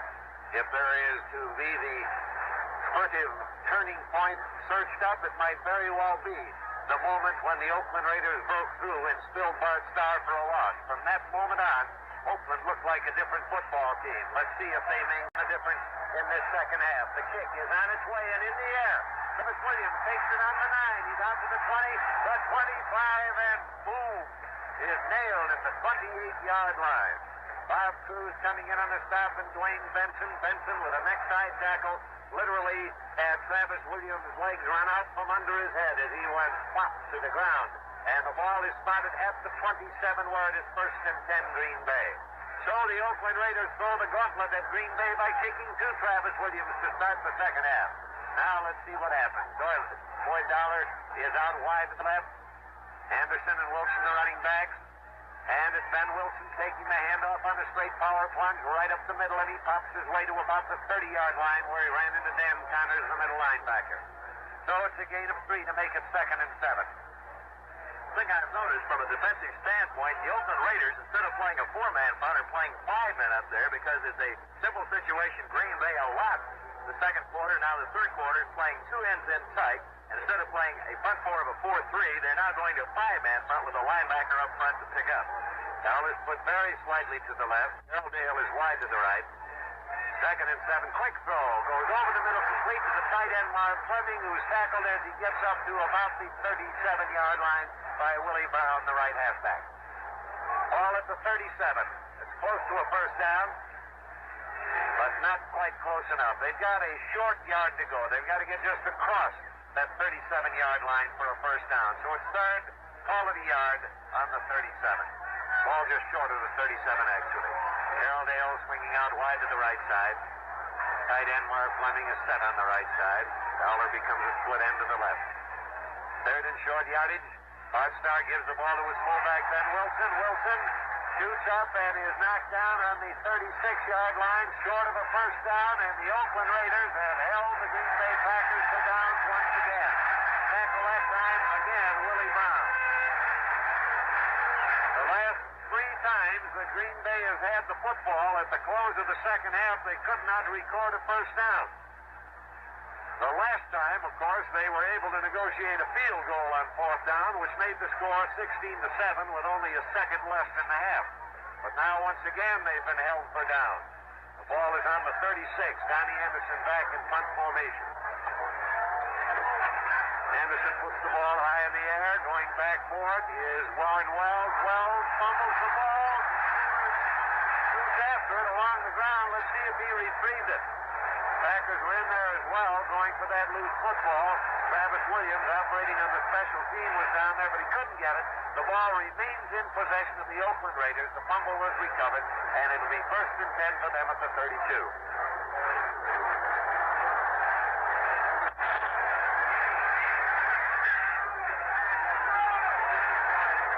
So Oakland getting the ball for the first time in the second half.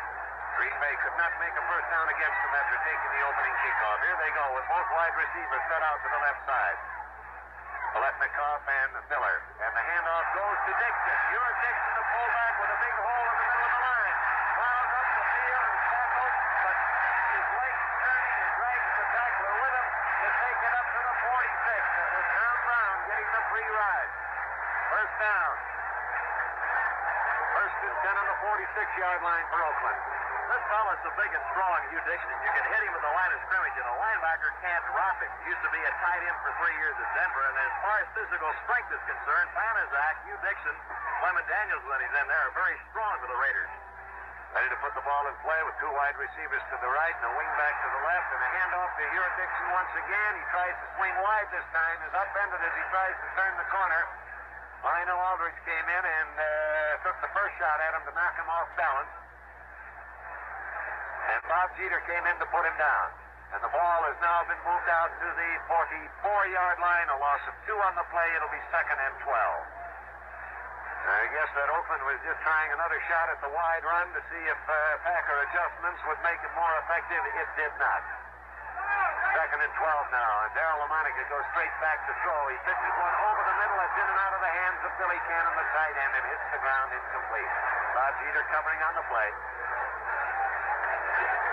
It's been kind of interesting to note that only twice in the ball game has quarterback Darryl LaMonica thrown to his number 1 bomb threat, Billy Cannon, who's caught 10 touchdown passes for the year. Billy has a halfback speed. He's up to 220 pounds right now. He's always had good hands. He said the biggest adjustment he has had moving from a halfback to tight end would be his blocking, which he has picked up. Both wide receivers are set to the right side. 3rd and long yardage. 12 yards to go for a first down. LaMonica rolls out this time, sprinting out to the right.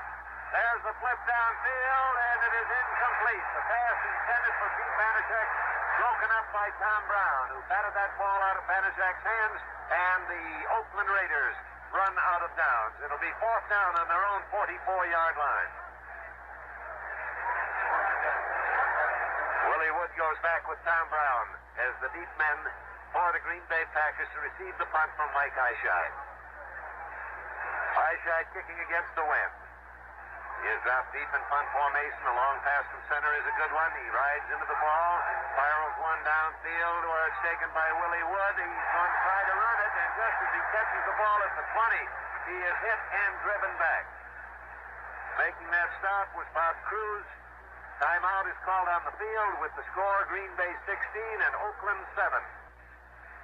Now we're ready to resume play. The line of scrimmage has been set at the 17-yard line. It's 1st and 10 for the Green Bay Packers on their own 17. Johnny Anderson and Ben Wilson in the running back positions. The end and flanker are both set out on either side of the line of scrimmage. Arched down a draw play gives to Ben Wilson, and he's got a big hole up the middle across the 25 to the 30. They're out on the 31-yard line. Stop made by Howie Williams, the right safety for Oakland. So it's a first down for Green Bay. Ball out on the 31. First down recorded by the Packers in 5 series of downs. This one, of course, still alive.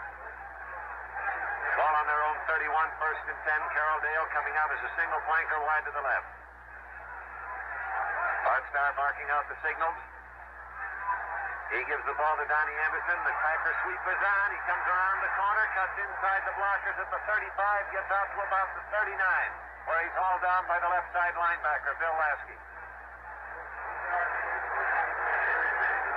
So the Packers come up with their wanted sweep and move it out to the 39 for a gain of 8. It'll be 2nd and 2. A little better than 9.5 minutes left to play in the 3rd quarter. Packers 16, Oakland 7. Again, the end and flanker are both split out. Starr is ready to go. He gives the ball to Ben Wilson, his fullback. Wilson, on a quick opening shot into the right side of the line, just to the right of center, is able to edge across to around the 41 or 42, where Roger Bird came in to make the tackle along with Dan Connors, the middle linebacker. This is going to be pretty tight for a first down. They're bringing the chains across the field now to measure and see whether Green Bay has chalked up a second one on this drive. The line is spread out. Ball is placed down. Jack West, the referee, takes a close look at it, and it is a tight fit. He holds his little pinkies up about 2 inches apart, and that's what's left. So it's third down and a couple of inches to go. The ball on the 41-yard line. One man has had an outstanding game running-wise today is fullback Ben Wilson. On 13 carries, he's picked up 62 yards. And a moment ago against the sweep, they ran at Big Ben Davidson, a former Green Bay Packer. Ready to go now. Single flanker is out to the right side. And Starr goes back to throw. Floats one for Ben McGee. McGee catches it on the 32. His butt from behind and drops number 25. Making the tackle with Roger Bird. Boy, that floating pass right over the middle. Just lost it. To settle into the hands of the receiver rather than thump in it. Has worked twice now. Once for a touchdown. That for a good gain by Max McGee. And the ball is at the 25. 36-yard pickup, and I was talking to Ray Scott, what makes Starr a great quarterback. He said the big thing he does is fully unexpected, like he did in the title game on third down, one throwing to Boyd Dowler for the bomb. First and 10 now. Ball 25 yards away from the Oakland goal line. Starr on a long count. Oakland nervous, comes across, gets back in time, the throws to Boyd Dowler. The pass is incomplete. He was double covered down there.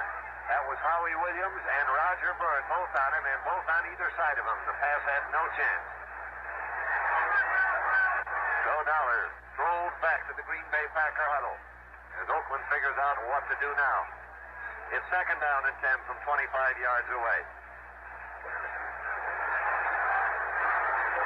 Green Bay Packers began this on their own 17-yard line. Now they're down on the Oakland 25. Carroll Dale wide to the right. Boyd Dowler wide to the left.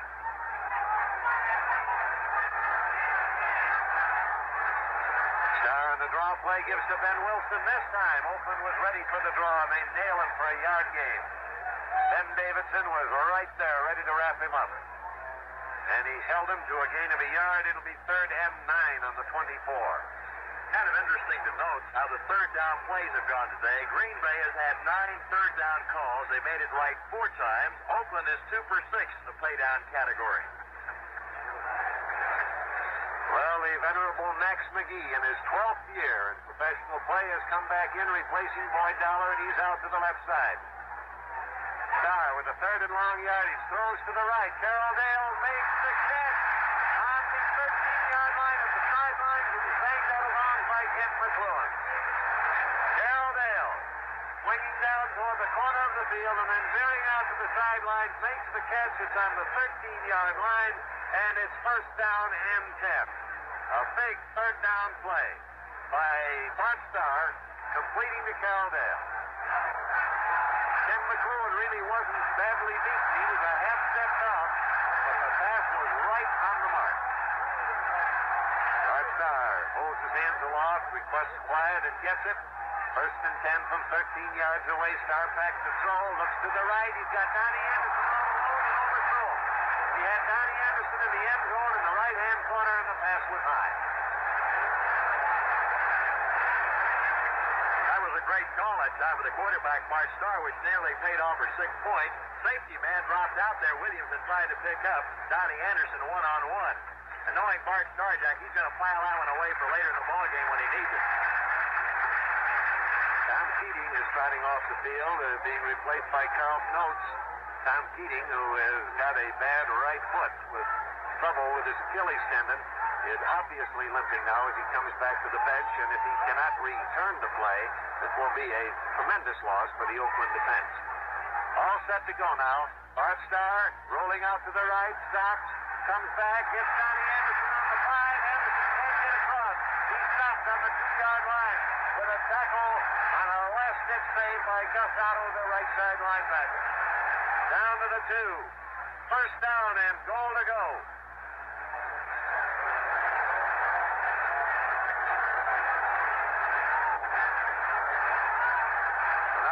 Star has 2 yards left to negotiate for a touchdown. The score at the present time is 16-7 in favor of Green Bay. 6:45 left to play in the third quarter of the game. Anderson and Ben Wilson are the running backs. Bart Starr barks the signal, and there's a busted play. As Starr spun to hand off to Donnie Anderson, they ran into each other, and Anderson is dropped right on the line of scrimmage. So it is second and goal to go from the 2.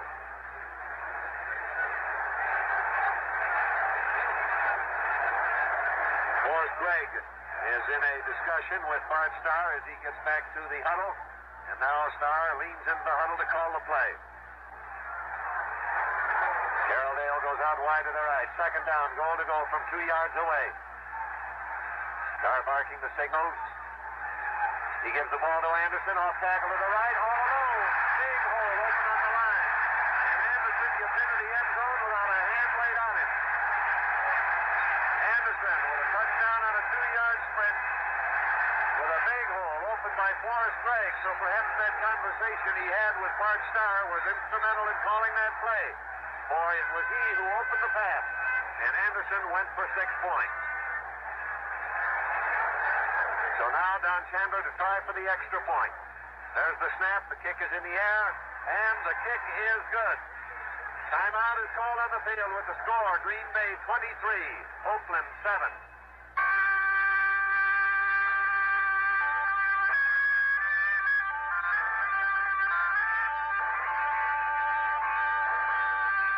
There was a time if you smoked a reduced tar and nicotine cigarette, you were more or less alone in the world. But something's happened. Things have changed. You're not alone anymore. Today, more and more people smoke true filter cigarettes because true satisfies. Satisfies with good taste and reduced tar and nicotine. True filter cigarettes with the air filtration system, the good feel of a built-in mouthpiece, the good taste and reduced tar and nicotine. Latest U.S. government figures. 12.8 milligrams tar, 0.7 milligrams nicotine. With or without menthol. Shouldn't your brand be true? Now we're ready for Green Bay to kick off to the Oakland Raiders. The deep men are Dave Grayson and Larry Todd. Don Chandler to do the booting. The ball is teed up. Here comes Chandler, and the kick is on its way.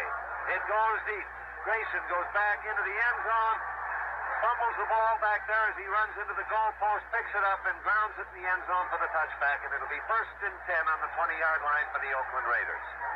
Now it's obvious in the ball game, the Oakland Raiders have got to take this ball and go downfield 80 yards if they hope to get back in the game. LaMonica has always been able to bounce back this year with one exception. The New York Jets beat them 27-14. Darrell had one of his infrequently bad days. He normally is outstanding in bouncing back. We know in the second quarter he drove his club 78 yards. Let's see now if he can do it against the Green Bay Packers. Anajak and Dixon are the running backs. They're shifted over to the right. LaMonica quarterback. Back to throw. Drops back further. Is hit just as he throws the ball, and the throw is wild as a result of that collision, and it is incomplete. Lionel Aldridge came storming in there from his right end position. Got to Darrell LaMonica just as he unloaded the forward pass and destroyed its accuracy. Well, let's take a 10-second breather here for station identification. This is the CBS Radio Network. The Super Bowl game coming to you on CBS Chicago, WPBM Radio. It's 4 o'clock in Chicago. Now we're ready to go. 2 wide receivers are set to the right side. Running backs are split out, lining up behind the ends. LaMonica going back to throw, and he flips a little one out to Banaszak, the running back, and he takes that ball right at the line of scrimmage, goes over to the corner. Herb Adderley there greets him and knocks him out of bounds, and he has no gain on the play. Ball still at the 20-yard line despite the completed forward pass. 3rd and 10 on the 20. That was not a screen pass. It was more of a safety valve pass out to the right side, and the Packer coverage held it to no gain. Now both wide receivers are set to the left on a 3rd down and 10 yards to go situation. Back goes LaMonica once more.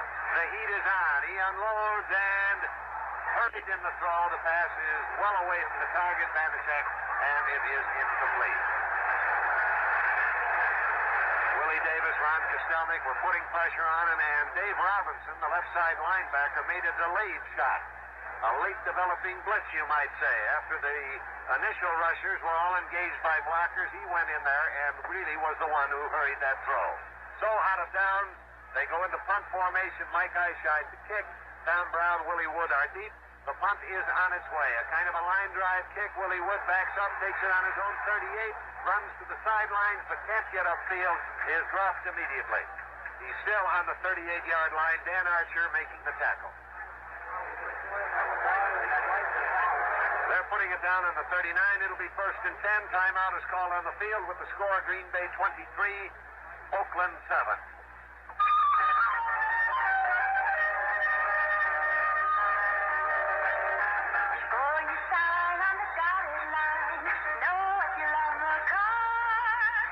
A good suggestion from Household Finance, the company that's been helping people for 90 years. HFC says, before you sign on the dotted line, know what your loan will cost. You'll know at Household, because HFC tells you plainly in dollars and cents what the cost of your loan will be.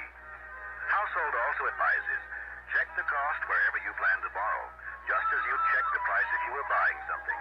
Then visit the company that says, Before you sign on the dotted line, know what your loan will cost. that's Household Finance. For a large or small loan, call one of the 1,500 HSC offices throughout the United States and Canada. See your phone book for the one nearest you. Now we're ready to resume play. This is Jack Drees with Tom Hedrick speaking to you from Miami. With 4 minutes and 49 seconds left to go in the third quarter of the game. Bart Starr back to throw. Has plenty of time. Looks for a target. The pass is overthrown as Carroll Dale got tangled up with a defender, and a penalty flag goes down. Willie Brown covering Carroll Dale on an attempted bomb. That was going to be a long one. Waiting now for the decision on the call, and the ball is spotted down at the 44-yard line. Holding penalty assessed against the Oakland Raiders gives the ball to Green Bay with a first down on their own 44. So, a new series of downs now. And the Packers come out of the huddle. Carroll Dale coming wide to the left. Boyd Dollar out to the right side. Back goes Starr to throw. It's a quick look-in pass to Carroll Dale. He catches it on the 50 and is tackled immediately. The stop made by Willie Brown, the cornerback out there on the right side. The ball is at the 50-yard line for a gain of 6. It'll be second down and 4 yards to go. Ball right on the 50-yard line. Back go the Packers in the huddle. Oakland in their defensive huddle breaks from it now. Fans out across the line of scrimmage. Here come Green Bay up to the 50-yard line where the ball is set now at second down and 4 yards to go. The score in the game is 23-7 in favor of Green Bay. Starr at a long count. Now he takes the snap, hands off to Donnie Anderson on a well-disguised cross block, and Anderson, making the most of the fake and good line blocking, off to the right side, takes it down to the Oakland 45 where Dan Connors, the middle linebacker, makes the stop. Ball at the 45. First down, 10 yards to go. Show you what a strong runner Anderson is. He was headed to the line of scrimmage by Dan Birdwell, an outstanding defensive lineman, but Donnie got by him and kept driving down to just over the 44-yard line. Single flanker this time as Carroll Dale set out to the right side. First down, ball given to Donnie Anderson. He rolls out to the right, cuts inside a good block, gets down to the 40, is dropped on the 39-yard line. Kent McClellan coming in to make the tackle. Marv Fleming, the tight end, went out and handled the corner man and did it beautifully, and he opened the door for Donnie Anderson. So it's a 5-yard pickup, a little better than that, actually. The ball just inside the 40. Call it second and 5 on the 40. So now Green Bay is a little less than 40 yards away from the Oakland goal line. This time, Carroll Dale is sent out to the left side. Boyd Dollar goes to the right. Ball is on the hash mark nearest the right sidelines as Green Bay looks at it. Starr drops straight back, has the protection. Let's go with a bomb to Carroll Dale, and it is Incomplete. Almost intercepted by Willie Brown. He stayed right with Dale. He caught that ball, but as he caught it, he fell, and it was dislodged on impact and is ruled an incomplete pass since Willie Brown never had it in control. Incomplete, 3rd and 5. Kind of interesting to note in the ball game, they've not been throwing at McClellan, but rather to Willie Brown the last 2 times up. Next week, it's the Pro Bowl from Los Angeles and the Coliseum. The All-Stars from the Eastern and Western Conferences over most of the CBS network stations. 3rd and 5 for Bart Starr and the Green Bay Packers with the ball on the Oakland 40-yard line. The wind at the back of the Packers. Really not enough of a wind now, I don't believe, to be a strong factor in the ball game. There's a quick throw over the middle of Mark Fleming, his tight end, and he has the first down as he is rolled to a halt at the 30-yard line by Roger Bird. 1st and 10 on the 30. Bart Starr is having a fine day passing. He is 13 for 22 in the ball game, and Darryl LaMonica right now has completed 7 throws and 18 attempts. 1st and 10, the ball just short of the 30. Here come the Packers again. Bart Starr once again, the master in these critical 3rd down situations. After going through a dry spell through the 2nd quarter and the start of this 2nd half, in failing to get first downs. This time it's a handoff to Ben Wilson, who slants to the right off tackle and is able to pick up perhaps 3 down to the 27-yard line before Ike Lassiter, the left end for Oakland, brought him down. Ball is at the 27. It'll be 2nd down and 7 yards to go. 2nd and 7 from the 27. Green Bay leading 23-7 over Oakland with a minute and a half to go in the 3rd quarter. Dollar out to the right side. Carroll Dale wide left. Then Wilson, Donnie Anderson, and the running backs. They're cheated a bit to the left in their backfield alignment. The ball is given to Donnie Anderson. And again, Donnie Anderson and Bart Starr had a rough handoff as they nearly collided with each other. It was a glancing blow this time, and Anderson was able to recover, get through a hole on the right side of the line, and get it down to the 23. Ike Lassiter and Carlton Oates making the tackle for Oakland. Now it's at the 23, 3rd and 3.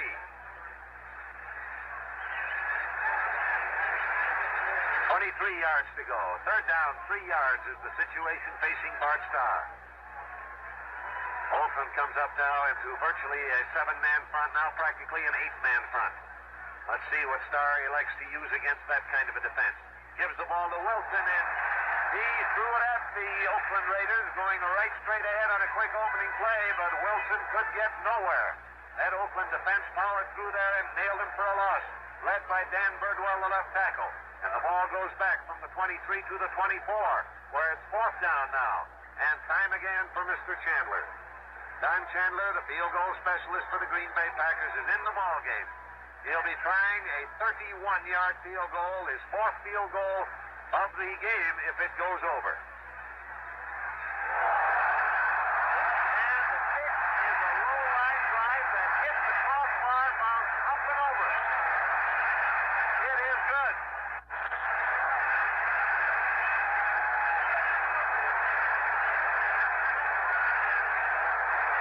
Don Chandler, his 4th field goal of the game, and that one is close to missing from a height standpoint as it's possible to get. It was a line drive shot. Had anyone in the line of scrimmage stood up, they would have blocked it. And it hit the crossbar but bounded up and through it. So now the Green Bay Packers will be kicking off once again to the Oakland Raiders with Grayson and Todd deep. 2 seconds show as remaining in the 3rd quarter, so they'll just about have time enough to take this kick and do what they can on the run back, and the quarter will end. Chandler moves into the ball, and it's on its way. A high end-over-end kick is dropping short. Grayson takes it on the 15, across the 25, 30, cut back at the 40, he's caught there, and down at the 40-yard line by Willie Wood. And there is the end of the 3rd period with the score Green Bay 26, Oakland 7.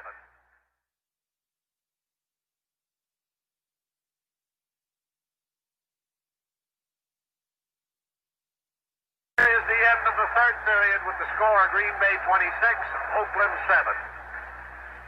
Blocking backs and tacklers aren't noted for getting along with each other, but But when it comes to Shakey's Pizza, they're in complete agreement. It's the greatest. And there's no argument about the fun of Shakey's either. Players, coaches, and fans alike enjoy the good time sing-alongs at Shakey's Pizza Parlor and G Public House. The ragtime music of Shakey's honky-tonk piano and banjo is so happy, nobody cares who won or who lost.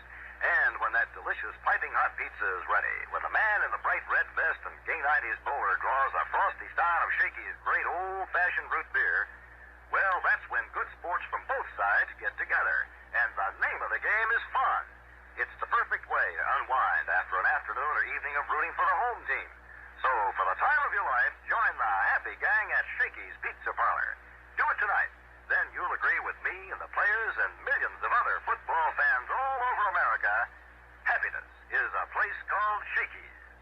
The Oakland Raiders, although that wind seems to have changed now, too. And it might well be that the fates of the game, that way the flags are an indication, is following Green Bay and swung around now to put the wind at the Packers' back. Vince Lombardi gets the weatherman on his side, he really becomes invincible. Chandler now has kicked field goals of 39, 20, 43, and 31 yards. Oakland has the ball, 1st and 10 on their own 40-yard line.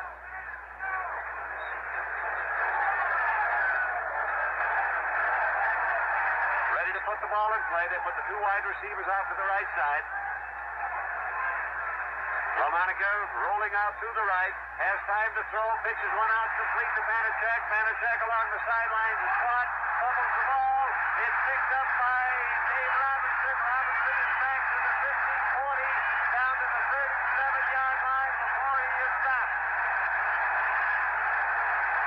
Vanacek fumbled the ball after the pass was completed. It was picked up by Dave Robinson, the linebacker. And he went all the way back to the 37-yard line before he was stopped. And Green Bay takes the ball with a tremendous break in the game.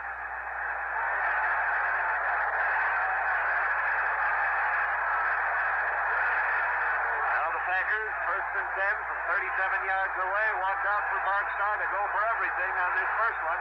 He's back to pass. Look, and can't get rid of it. He is hit. And got for a run. A loose ball is picked up on the whistle and goes that one dead. Ben Davidson came across like a shot from Hollister. Crowd, Mark Starr dropping in for a loss. After the whistle had blown the ball dead, it rolled loosely for a moment, was picked up by a Raider, but called back. No fumble. That puts the ball back on the 48-yard line. 11 yards is the loss. It's 2nd and 21. Apparently, Ben Davidson knew the reputation of Bart Starr. He thinks a lot of him. He was with the Green Bay football team as a rookie, and he came shooting in that time as Starr set up to throw the ball down deep. And it's interesting to note that Green Bay in the game has picked up 121 yards rushing. The Raiders have 42 yards net rushing. The crowd is booing that fumble decision. Gave the ball back to Green Bay. Mark Starr requests quiet, but now the crowd is not particularly cooperative.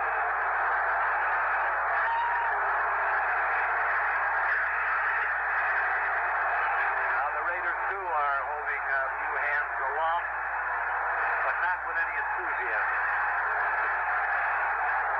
We've just started the 4th quarter of play. Green Bay has the ball. And an exchange of fumbles here. And it will be 1st and 10. Or, excuse me, 2nd and 21 on the 48-yard line. Following that big shot by Ben Davidson, throwing Mark Starr for the substantial loss. Again, the crowd boos. Bart Starr waits for it to settle down a bit. Now he's going to try and get the play off. He turns his head from side to side to make sure they hear the signals. Travis Williams in now, the running back, takes the handoff as penalty flags fly down. It's a quick shot into the line. It's held for a short game. And Tom Keating, back in the game, makes the tackle, but the penalty markers are down. That penalty will be offside against the Oakland Raiders. 5 yards. The man who had coached him on the neutral ball was Dan Birdwell, and that's why the defensive team was asking for the crowd not to boo, because they couldn't hear the starting count, and consequently, the 5-yard penalty marked off down to the 42-yard line of the Raiders. So still second down, but it's second down now with only 16 yards to go, and the ball on the 43. End and flanker both out. Matter of fact, the tight end is split out about 5 yards from the tackle on the right side. Start back to throw. It's to Fleming, but he hurried the throw with a rush on as the middle linebacker, Dan Connors, was storming through there, and so the pass was blown outside and incomplete. Roger Bird covering Fleming on the play. So it's third down, 16 yards to go, and the ball is still on the Oakland 43-yard line. We've got practically all of the fourth quarter to play. 13:54 is the time remaining. Green Bay taking quite a bit of time in the huddle, and it figures these are devious pass routes on a 3rd and 16 situation. End and flanker both out now. Star goes back. The rush is on. He has time to throw for the sidelines. The pass is incomplete, almost caught. The target was out of bounds when he came down. Travis Williams. Gus Otto, the linebacker, was over covering on the play. So Bart Starr had run a formation that got him in optimum position, putting a speedster like Travis Williams on a linebacker one-on-one. But the speed of Williams also catapulted him so that when he took off for that football and caught it, his momentum brought him down well out of bounds for an incomplete pass. So it's fourth down. And they're in punt formation. Donnie Anderson to do the punting. Deep men are Roger Bird and Warren Wells. And the snap from center is good. Anderson, a left-footed punter, spirals one downfield to land on the 10, and it takes an Oakland bounce from the 10 back to the 15, where it's grabbed and grounded. Dick Kapp down under the play. Dick Kapp, incidentally, is a fresh face to the Packers. He's been on their taxi squad through the season, but was activated for this game. The ball is grounded on the 16, where it'll be 1st and 10 Oakland. Balance has got to be a big word in this game. The Packers have been able to run and pass at the Oakland Raiders. The Raiders have thrown a little bit in this ball game effectively, but they've not been able to get their running attack going, and that is where they normally hurt people. 1st and 10 on their own 16-yard line. LaMonica has to go for the air now, and he's back to throw. Here's his toss, and it's Billy Cannon all alone and dropped it. Billy Cannon having a tough day in this ball game. That is the 3rd pass that he has dropped. They have been right in his hand, but he keeps looking around to see where the Packers are a little too early. And he really was in the clear on that one. A discouraging happenstance for the Oakland Raiders. 2nd and 10. Ball still on their 16-yard line. Bill Miller goes out to the right side along with Fred Biletnikoff. 2 wide receivers are set to the right. LaMonica rolling out to the right. There's his throw. He passes this time. Billy Cannon makes the catch at the 30-yard line with Willie Wood right there, and the tackle is made at the 31. That's enough for a first down. 1st and 10 on the 31-yard line. That showed a little class. LaMonica going right back to Billy Cannon, knowing how he must feel on dropping that one. He called a pattern for him again. And making the grab does a lot to get Billy Cannon from getting upset with himself and getting tense every time he's supposed to catch a ball. Hand off to Dixon. He's through the middle of the line, across the 40, the 45, and down along the 45-yard line by Henry Jordan. Quick opening play moving through there that worked effectively and put the ball up at the 45-yard line. That's enough for another first down. Pick up a 14 on the play. The score is Green Bay 26, Oakland 7. A little better than 12 minutes left to play in the game. Biletnikoff and Miller come out wide to the left this time. LaMonica looking over the Packer defense. It's a pitch out as he spins around with the ball, giving it to Uric Dixon. Dixon trying to sweep to the left. Is nailed as he gets to the 47-yard line by Leroy Cathey. And it's a gain of 2, perhaps 3 yards on the play. They're spotting the ball nearer the 48. 3-yard gain, 2nd down and 7 yards to go. Hugh Dixon on 10 carries has picked up 43 yards, and by far the best ground gainer today for the Oakland Raiders has been the play you pointed out. Well, they run it flat block up the middle, and Hugh Dixon twice has picked up 14 one time and 15 on another run. Wide receiver set to the right. 2nd and 7 is Lamonicka's situation. He throws over the middle. The pass was partially blocked going over the line by Ron Kostelnik. Deflected away from the receiver, who was Stuart Dixon, and is down incomplete.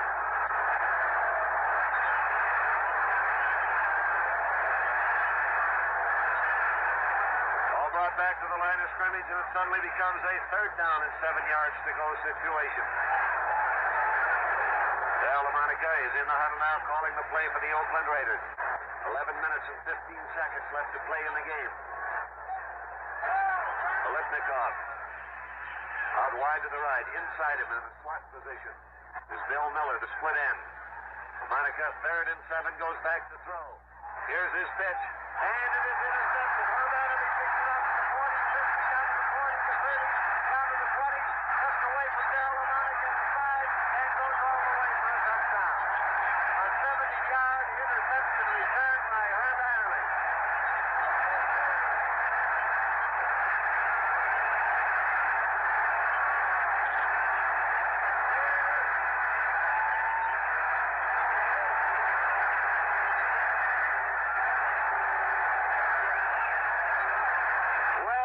Packer defense has exploded. With Adderley picking one off and going in the neighborhood of 70 yards. He got it in the area of the 30-yard line, and it was all the way.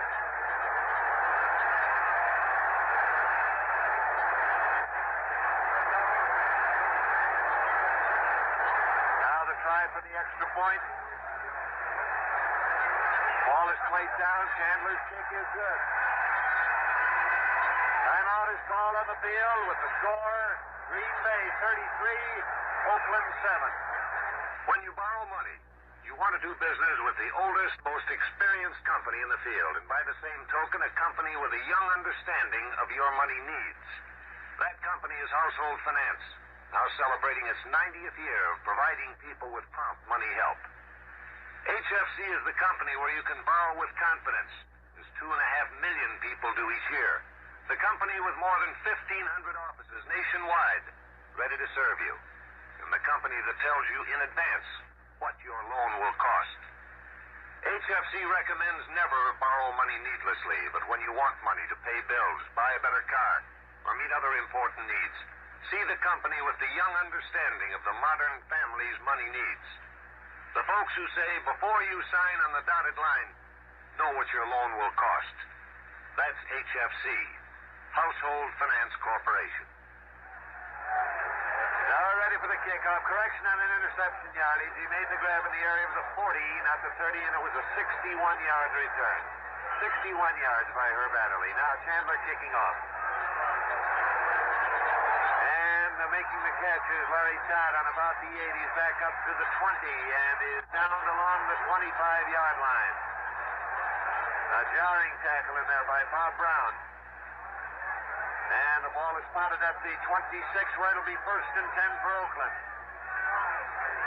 1st and 10 on the 26-yard line. 10 minutes and 52 seconds remaining to be played in the game. The Packers, with that interception exploding for a touchdown, have now gone out in front 33-7 over Oakland. Olipnikov is coming out wide to the left. Olipnikov, a seldom used receiver today. Lamonica spins around, gives the ball to Stuart Dixon. Dixon finds an opening in the line, squirts through, cuts back as he crosses the 30, and is down on the 39 by Ray Nitschke, the Packers' middle linebacker.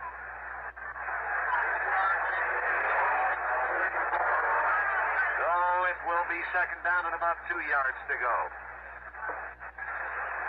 Correction, the 34-yard line, not the 39. Ball on the 34. 2nd down and 2. Olipnikov and Miller going out wide to the right once again. And now they make a wing back out of Pete Banaszak, bringing him up to the left side. And the handoff goes to Dixon. Dixon into the middle of the line is stopped for a short gain. He's able to edge across close to 1st down territory, however. Nitschke, the middle linebacker, and Ron Kostelnik, the left tackle, had his path pretty well blocked. But he fought his way across the 35 to the area of the 36, and they're bringing the chains out now to see whether or not he did make the 1st down. 1st and 10. Remember, next week it's the Pro Bowl. from Los Angeles. The All-Stars from the NFL's Eastern and Western Conferences over most of these CBS radio network stations. First and 10, ball on the 36-yard line in Oakland's possession. They trailed 33-7 with a little better than 9.5 minutes to play in the game. Again, Banashak hit into a wing back to the left with the two wide receivers set out to the right. LaMonica back to throw. And he arches one for Banashak, completed with a penalty flag down at the 45. Banashak at the 25, tackled by Herb Adderley and dropped on the 24-yard line. Let's see what that penalty flag is for.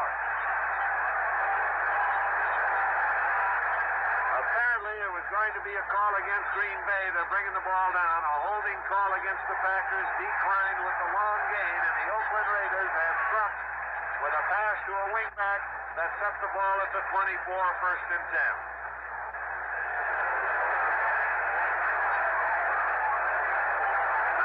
19 seconds left to play in this game. And the Oakland Raiders are within hailing distance now of the Green Bay goal line. 24 yards out, first down. Wide receivers out to the right. LaMonica calling the signal, stakes the snap, drops back to throw one.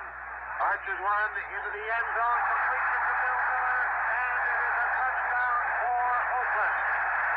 Bill Miller, the split end, operating as a slot back with the two wide receivers set off to the right side. Was unguarded down the middle. Caught that pass right under the goal post, and Oakland has put one on the board.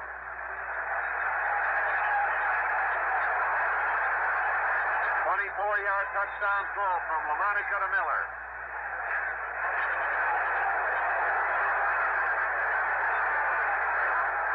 Now the try for the extra point. And the kick is good. Timeout is called on the field with the score. Green Bay 33, Oakland 14.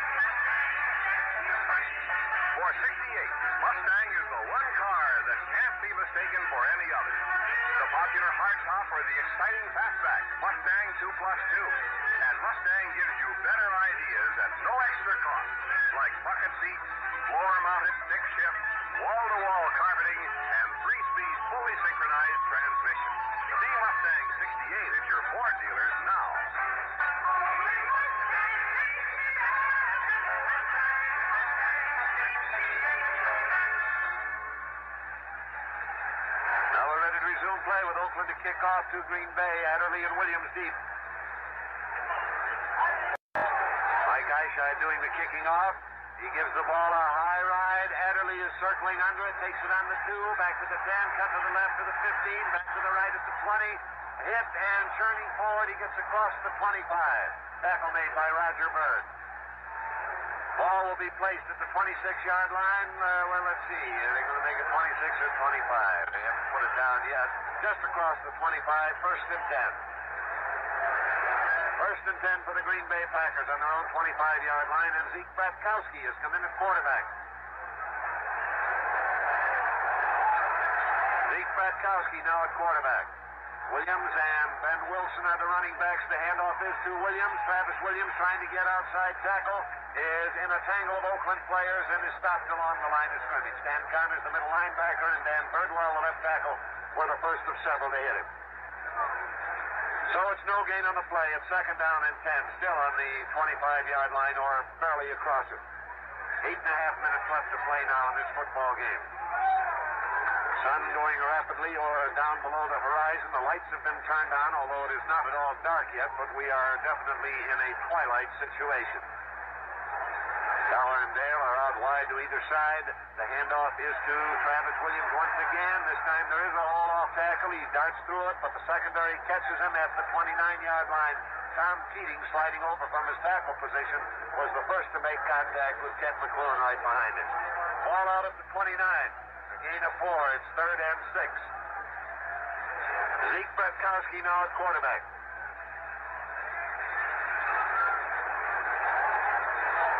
Kowski in the huddle. Tom? One of the few times this year Kent McLuhan has left the football field, and coming in to play right cornerback will be Dave Grayson. All ready to go on a 3rd and 6 situation. Batkowski calling signals. Kent Bowman is center. Penalty flags go down, and on the handoff, giving the ball over to Williams on a straight-ahead quick opener.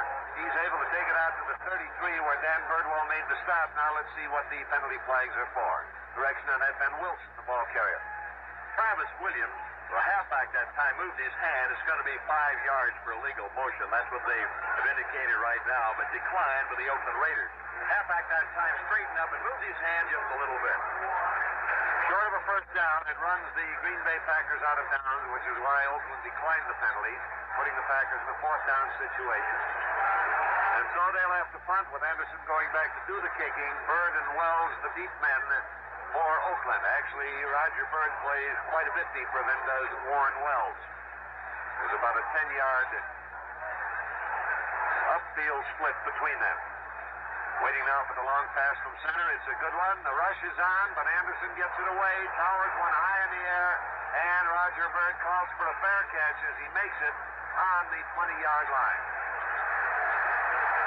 And now as the teams change lineups, let's take 10 seconds for station identification. This is the CBS Radio Network. 780 on your radio. This is WBBM, the talk of Chicago. The time in Chicago is 4:32. Ball at the 21, 1st and 10. Oakland's ball, a little better than 7 minutes to play. Monica gives that ball to Larry Todd, who's come in at a running back position. And Todd, the cutting off tackle to the left, is across the 25 up to about the 26 or 7, where Henry Jordan brought him down for Green Bay. Ball at the 26. This Larry Todd has great outside speed. He has been used as a wide receiver. One time he was toyed with as a cornerback a little bit, but he is a bomb threat to this football team. And later on in the ball game, we'll also see Warren Wells come to the game. He also has got that great outside speed. Lamonic, incidentally, throwing today has gone 9 for 21. Both wide receivers set to the right side. LaMonica fakes to his backs and rolls out to the left. The rush is on, and the pass is blocked by Ray Nitschke as he tries to throw downfield. Just as it left his hand, Nitschke going high in the air, batted at the pass, and it dropped to the ground incomplete. LaMonica worked the bootleg on that one. He faked to his backs and then put the ball on his hip, rolled out to the left. Nitschke was chasing him, and as Nitschke closed in, he tried to throw the ball downfield, but Nitschke blocked the pass. So it is 3rd down and 5 yards to go. Ball still on the 26-yard line of Oakland. 6 minutes and 17 seconds left to play in the game. Now the end and flankers split up. Bill Miller is wide to the left. Fred Biletnikoff is wide to the right. LaMonica back to throw. He flips one over the middle, complete to Billy Cannon. The tight end breaks away from the tackler. Breaks loose, gets out to the 35. Nitschke catches him with Dave Robinson. They down him at the 36-yard line.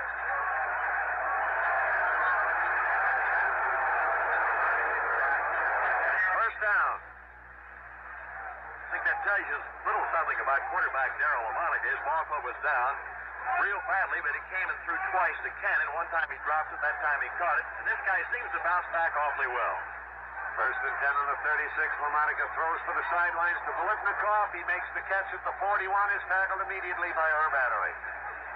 Belmore to, I believe, the 42-yard line.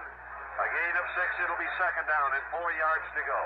Biletnikoff has just caught that sideline pattern. It's quite a story. He got married underneath goalposts, and I don't know many football players have ever done that, but Fred Biletnikoff did. Been partial to the post pattern ever since, I suppose. I think he has. Here's LaMonica back to throw again. Over the middle it comes, in and out of the hands of Larry Todd, and incomplete. Makes it 3rd and 4 on the 42. They're down 4 yards to go now. 5 minutes and 7 seconds left to play in the game. Packers 33, Raiders 14. Now the Packers have their defense set, and they spread out across the field, waiting for Oakland to come out of their huddle. Passing situation on 3rd and 4. Bolitnikoff coming wide to the left. Coming over wide on the left side as well is Bill Miller, the split end, and LaMonica is back to throw. He pegs it out to the right, and it was intended for Billy Cannon, but he was banged hard by Dave Robinson just as the ball got to him, and the ball was dislodged to fall incomplete. So it's 4th down. The Raiders with 4 yards to go are sending in Mike Eichheid, their punter, although we're getting to that stage in the game where they might fake one. Willie Wood is going back with Tom Brown as the deep men for the Green Bay Packers. Eichheid goes back deep. Long pass from center is a good one. Eichheid puts the ball in the air. The punt is on its way, and it's a long one. Wood goes back, takes it on the 3-yard line, swings up along the sidelines, back to the 20, 25, is cut back, brings him at the 30, up to the 32, and then he's caught from behind. Stop was made by Dan Archer, and it will be 1st and 10 for the Green Bay Packers on the 34. There was a booming punt that was caught down around the 4-yard line, and he brought it back to the 34. Excellent 31-yard return, and that's why many coaches fear a guy that kicks the ball too far. They actually outkick the coverage, and Donnie Anderson for Green Bay kicks it so high they get great coverage at Green Bay. Petkowski at quarterback, Green Bay with the ball. The handoff goes to Travis Williams. He breaks through the line.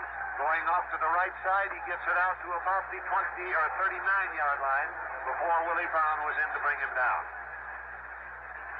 Gain of 5, it'll be 2nd down and 5 yards to go. Line of scrimmage now, Green Bay's ball on their own 39. 4 minutes and 9 seconds with the clock running left to play in the game. Petkowski sends Carroll Dale out wide to the left side as a single flanker. Max McGee has been brought in, and he's playing a tight end to the right. Donnie Anderson with a handoff, off tackle to the left. Fouls through to the 44-yard line before he's brought down by Tom Keating. This will be pretty close to a 1st down. Let's see where they dig out the ball. It looks like it's just short. The ball has to get just across the 44, and it's just short of it. So it's 3rd down and about a foot to go on the 44-yard line. Clock's still running. A little less than 3.5 minutes to play now. Dale out wide to the right. Mark Fleming, the tight end, set to the right side. Max McGee playing a tight end to the left. The ball is handed off to Travis Williams. He breaks through the line, almost broke through. Gets down inside the 40 before he's tripped up from behind by Howie Williams. Howie Williams, the last man with a chance at him, and a diving tackle from behind did succeed in tripping him up. 1st down for Green Bay. Boy, there's an exciting fact. The most exciting fact to come in the NFL since Gale Sayers is that grade 9.3 sprinter speed. He's 217 pounds and set an NFL record by returning 4 kickoffs this year. All of them were 85 yards or more. Chuck Mercine has come into the backfield now at fullback. Travis Williams taking a handoff again as a blocker in front of him. And as he tries to hurdle over the blocked man, he is caught by Gus Otto closing in on the play. He went around wide to the left and was able to get that ball down to about the 38-yard line. So it's a gain of a yard on the play. It's 2nd down and 9 on the 38. I'm kind of reminded what 2 quarterbacks said about trying to beat Green Bay. Len Dawson of Kansas City said, you won't beat the Packers by running at them. You've got to pass at them. Jackie Kemp of Buffalo said, you're going to beat the Green Bay Packers, you've got to mix it up. But today, the Oakland Raiders, because of Green Bay's outstanding defense, has been unable to run well on the ground. And the clock is being stopped for the 2-minute warning to be given to each bench. 2 minutes left to play in the game. Packers out in front, 33-14 over Oakland. And next week we go across the country to California, to the Coliseum in Los Angeles for the Pro Bowl game that brings together the stars of the NFL's Eastern and Western conferences. And you'll hear that broadcast over most of these CBS radio network stations. We've got 2 minutes left to go in this second Super Bowl, as it's called, the World Championship of Professional Football between the champions of the American and National Football Leagues. Green Bay getting to this game by virtue of their championship conquest at Dallas in the frigid confines of Lambeau Stadium, 21-17. Houston getting here with their Oakland getting here with their conquest of Houston, a lopsided victory, 40-7. This score is 33-14 in favor of Green Bay. And Green Bay has possession of the ball, second down, 9 yards to go on the Oakland 38-yard line.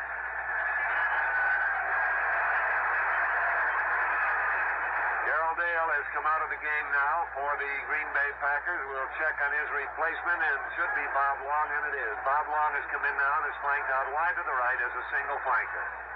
Zeke Bretkowski at quarterback with 2 minutes to be run out on the clock. And as he gives this handoff to Chuck Mercine, Mercine is nailed at the line of scrimmage, is able to fall forward a little bit, but Ben Davidson was there to make the tackle. He gained perhaps a half a yard on the play. We'll call it 3rd and 8. And the ball just inside or just short of the 37-yard line. 3rd down, 8 yards to go now for the Green Bay Packers. Clock running, 1 minute and 30 seconds left to play in this football game. Max McGee gets out wide to the left a little bit. Passing down here, 3rd and 8. Let's see if that's what Zeke Bretkowski tries. He goes back, is rushed, and cannot get the ball away. A big rush was on with Dan Birdwell blasting over from his tackle position to make the actual contact. But he had a posse in there after Bart Starr. That puts the ball down on the 48-yard line. A loss of 11 yards to make it 4th down and 19. And Green Bay will have to kick the ball to the Oakland Raiders with 1 minute and 17 seconds left to play. The deep men once again are Roger Byrd and Warren Wells. Donnie Anderson to do the kicking. 1 minute and 17 remains.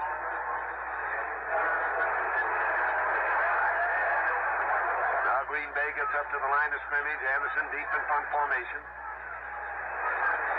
Warren Wells now has come well up the field. He's about 20 yards in front of Roger Byrd. Anderson puts one very high in the air. Byrd calls for a fair catch and then runs under the ball to let it bounce.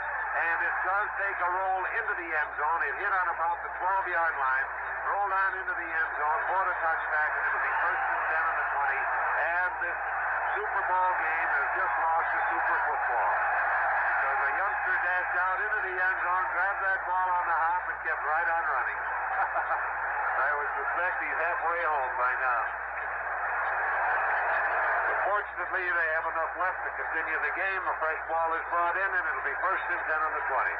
Jack, that ought to be quite a ball game at the Coliseum next week, the Pro Bowl, and many of these same stars will be back in action like Willie Davis, Herb Adderley, and Willie Wood. Oakland's ball now. LaMonica back to throw. The rush is on, and they've got him. The first to hit him was Lionel Aldridge. He spun him around, and then coming in to put him down was Willie Davis. And that puts the ball back on the 11-yard line. Loss of 9. It'll be 2nd and 19 on their own 11. 1 minute and 1 second left to play in the game. And the clock is running. We're now within the final minute of play. Oakland breaking out of the huddle. 2 wide receivers are set out to the right side. LaMonica pitches out. It's to Larry Todd with a blocker in front of him. Todd goes around the corner, spins clear, gets off at the 30, 35, is cut back at the 40. He's caught at the 40 and dropped on the 43 by Willie Davis. That puts the ball out on their own 43-yard line, and it'll be 1st and 10, and Oakland is calling for a timeout. Stopping the clock with 32 seconds left to play. 32 seconds left to play. The ball at the 43-yard line. The score, Green Bay 33, Oakland 14. Darrell LaMonica trying to put something else in the way of a score on the board before this runs out. One man that's had a fine ball game today for the Oakland Raiders has been split-in Bill Miller, 6-year pro out of the University of Miami. He's caught 2 touchdown passes today of 24 and 23 yards. He's been an outstanding receiver for the Raiders all year. And the thing is, Darrell LaMonica, even though he's been under a lot of pressure, has still come back to throw that football here in the last half like he's had to against the Packers. Dixon and Todd, the running backs. Both wide receivers set to the left. And a throw is to Hewart Dixon, completed behind the line. He's at the 43, which is the line of scrimmage. Is hemmed in near the sidelines and knocked out of bounds at the 46 by Leroy Cappy. So it's a gain of 3 yards on the play to make it 2nd and 7 on their own 46-yard line. Now the clock shows 24 seconds left to play. Going out of bounds, of course, stopping the clock. Oakland back in the huddle. Here they come. Paletnikov wide to the right. Now we've got Warren Wells in there now at the split end position, and he also goes out wide to the right. LaMonica back to throw. Henry Jordan after him, and he has to hurry the throw, and the pass is incomplete. Aiming for Hewitt Dixon to hit the ground in front of him. Jordan was really coming in on LaMonica, and he had to unload in a hurry or suffer a big loss. So the ball is brought back to the 46, where it'll be 3rd down and 7 yards to go. Jack, Green Bay is so quick, as you well know. They don't have to blitz very much. They stay in their standard defensive 4-3 key. But they are so quick, especially when a ball club falls behind. They make one quick move, and then Davis and company just come blowing in on that quarterback, and you're under great pressure without the blitz. Warren Wells comes wide to the left this time with Paletnikov split out to the right side. LaMonica back. Has time, throws one, takes it complete to Warren Wells. He cuts back at the 40-yard line. Is caught by Willie Wood and down at the 38. Catching the ball right along the sidelines, then cutting back toward midfield, but Willie Wood was there to grab it. And the ball is at the Green Bay Packers 38-yard line. 1st and 10 at the 38, and 10 seconds left to play in the game. There's going to be a coming star for the Oakland Raiders. Warren Wells, a second-year pro out of Prairie View. This fellow has got outstanding speed. He's caught 6 touchdown passes on the year. He was given a brief trial in Detroit, also by the Kansas City Chiefs, but he has real good speed. He and Billy Cannon all year have been the primary bomb threats for the Oakland Raiders. Oakland has taken another timeout to stop that clock at 10 seconds. They have one more remaining in the 10 seconds that are left. A cluster of photographers has come out on the field in front of the Packer bench to snap Vince Lombardi in his moment of triumph. Meantime, the affair to put the ball in play. Hand and flank are both out to opposite side.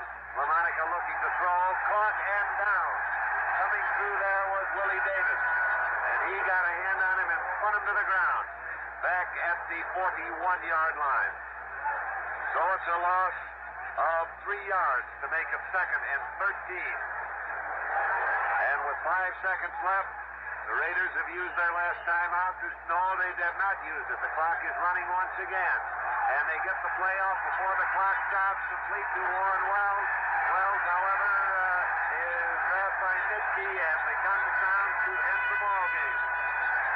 Green Bay 33, Oakland 14, the end of the game. We'll be back with a wrap-up in just a moment. Hey, the Green Bay Packers of the AFL champion Oakland Raiders, 33-14. An outstanding defense today that saw a 61-yard touchdown on a fine pass interception by Herb Adderley. Outstanding running skill of fullback Ben Wilson. And the running to the outside by Donnie Anderson and Travis Williams. And quarterback Mark Starr, who today hit on 13 of 24 passes. Too much for the Oakland Raiders. And Vince Lombardi has done it once again, Jack. Well, they certainly have, and as far as the Green Bay Packers are concerned, Vince Lombardi has done about all that could be done with that team, except, of course, to continue a championship scheme. But he has become the first team in the history of the NFL since the divisional setup was installed to win 3 consecutive NFL championships. Second world championship. I hope this is a habit. It's become a semi-habit, Benny. Congratulations for the 2nd year in a row. Wonderful performance by a fine football club and a great coach. Say that I am real pleased with everything, and I'm very, very, very grateful, really, believe me. I think they got a great bunch of boys, and they simply deserve what they got. Let me say this. We faced the Green Bay Packers today, and they are a very fine football team. We have always had a great deal of respect for them. Of course, their record in the National Football League speaks for itself. They didn't give our offense room to do anything, and I think it's just their fine defense. And, I wish we could be as good in the future. I hope we can be as good in the future as they are. They have just a solid ball club. They're just really tough, I guess you'd have to say. I felt it was a day for me, a day of learning. There's no doubt about it. Darrell deserves a lot of credit under extreme pressure. I think he showed a lot of poise. He certainly has done a fine job for us this year, and he realizes he still has a lot to learn. We all do. And we knew the play was coming, and we'd set up an arrangement whereby we were going to jam McGee in and not let him out. But as it turned out, McGee slipped through. The greatest that I have come against. He told me a few lessons today that I won't forget. Specific turning point, I thought maybe when we got the field goal right before the half, instead of them having the ball at midfield, maybe in trying a field goal, we had it and got a field goal and put us 16-7. And I think this made a big difference because they possibly could have completed a ball and got maybe a field goal and would have tightened the score. Well, I think very definitely they put the frosting on the cake. At that time, we did have a lead, but instead of having maybe just a shaky lead, all at once we had a good, secure lead. And I think that, as far as I'm concerned, this was the first time I really felt that maybe things were on easy street. Well, he's one of the hardest runners we've met. I won't say he is the hardest because it's hard to compare, but he was doing some real good running out there. In fact, he did a lot just on his own, with no blocking. Running outside had been their strongest suit, and I think this was the thing that we had to do early in the ball game was cut off the outside run, which we were able to do, and I think this made a difference. In the meantime, our offense got some points on the board, and of course, they were in a different situation. Quick post is what it amounts to, but just he and I out there, man on man, and I kind of horsed by him. I bumped him when I came off the line of scrimmage, and he bumped me. We bumped each other, I guess. It's inconceivable to think that anyone would know that that was Coach Lombardi's last game and just let it go as another game. I'm sure that was on everyone's mind, and they wanted to do the best thing they could and play the game as well as possible for him. Had to be. He's been such a dominant force in our life for the last 10 years, He's been the only reason for our great success at Green Bay. I believe that, and I'm sure everyone else believes it. We had all been pretty aware of the fact that Coach Lombardi was thinking very, very seriously about retirement. And while many of us cuss him or call him names or a number of things, it's something like you might do with your family. You can call your brother something, but don't let anybody else call him the same thing. This is the same way with Mr. Lombardi. We can cuss him, but don't let anybody else holler at him. And we all felt that this was going to be his last game. And I said to the fellas, I said, look, we got 30 more minutes this year. I said, let's give it to the old man. Let's play the last 30 for the old man. That's about all I said.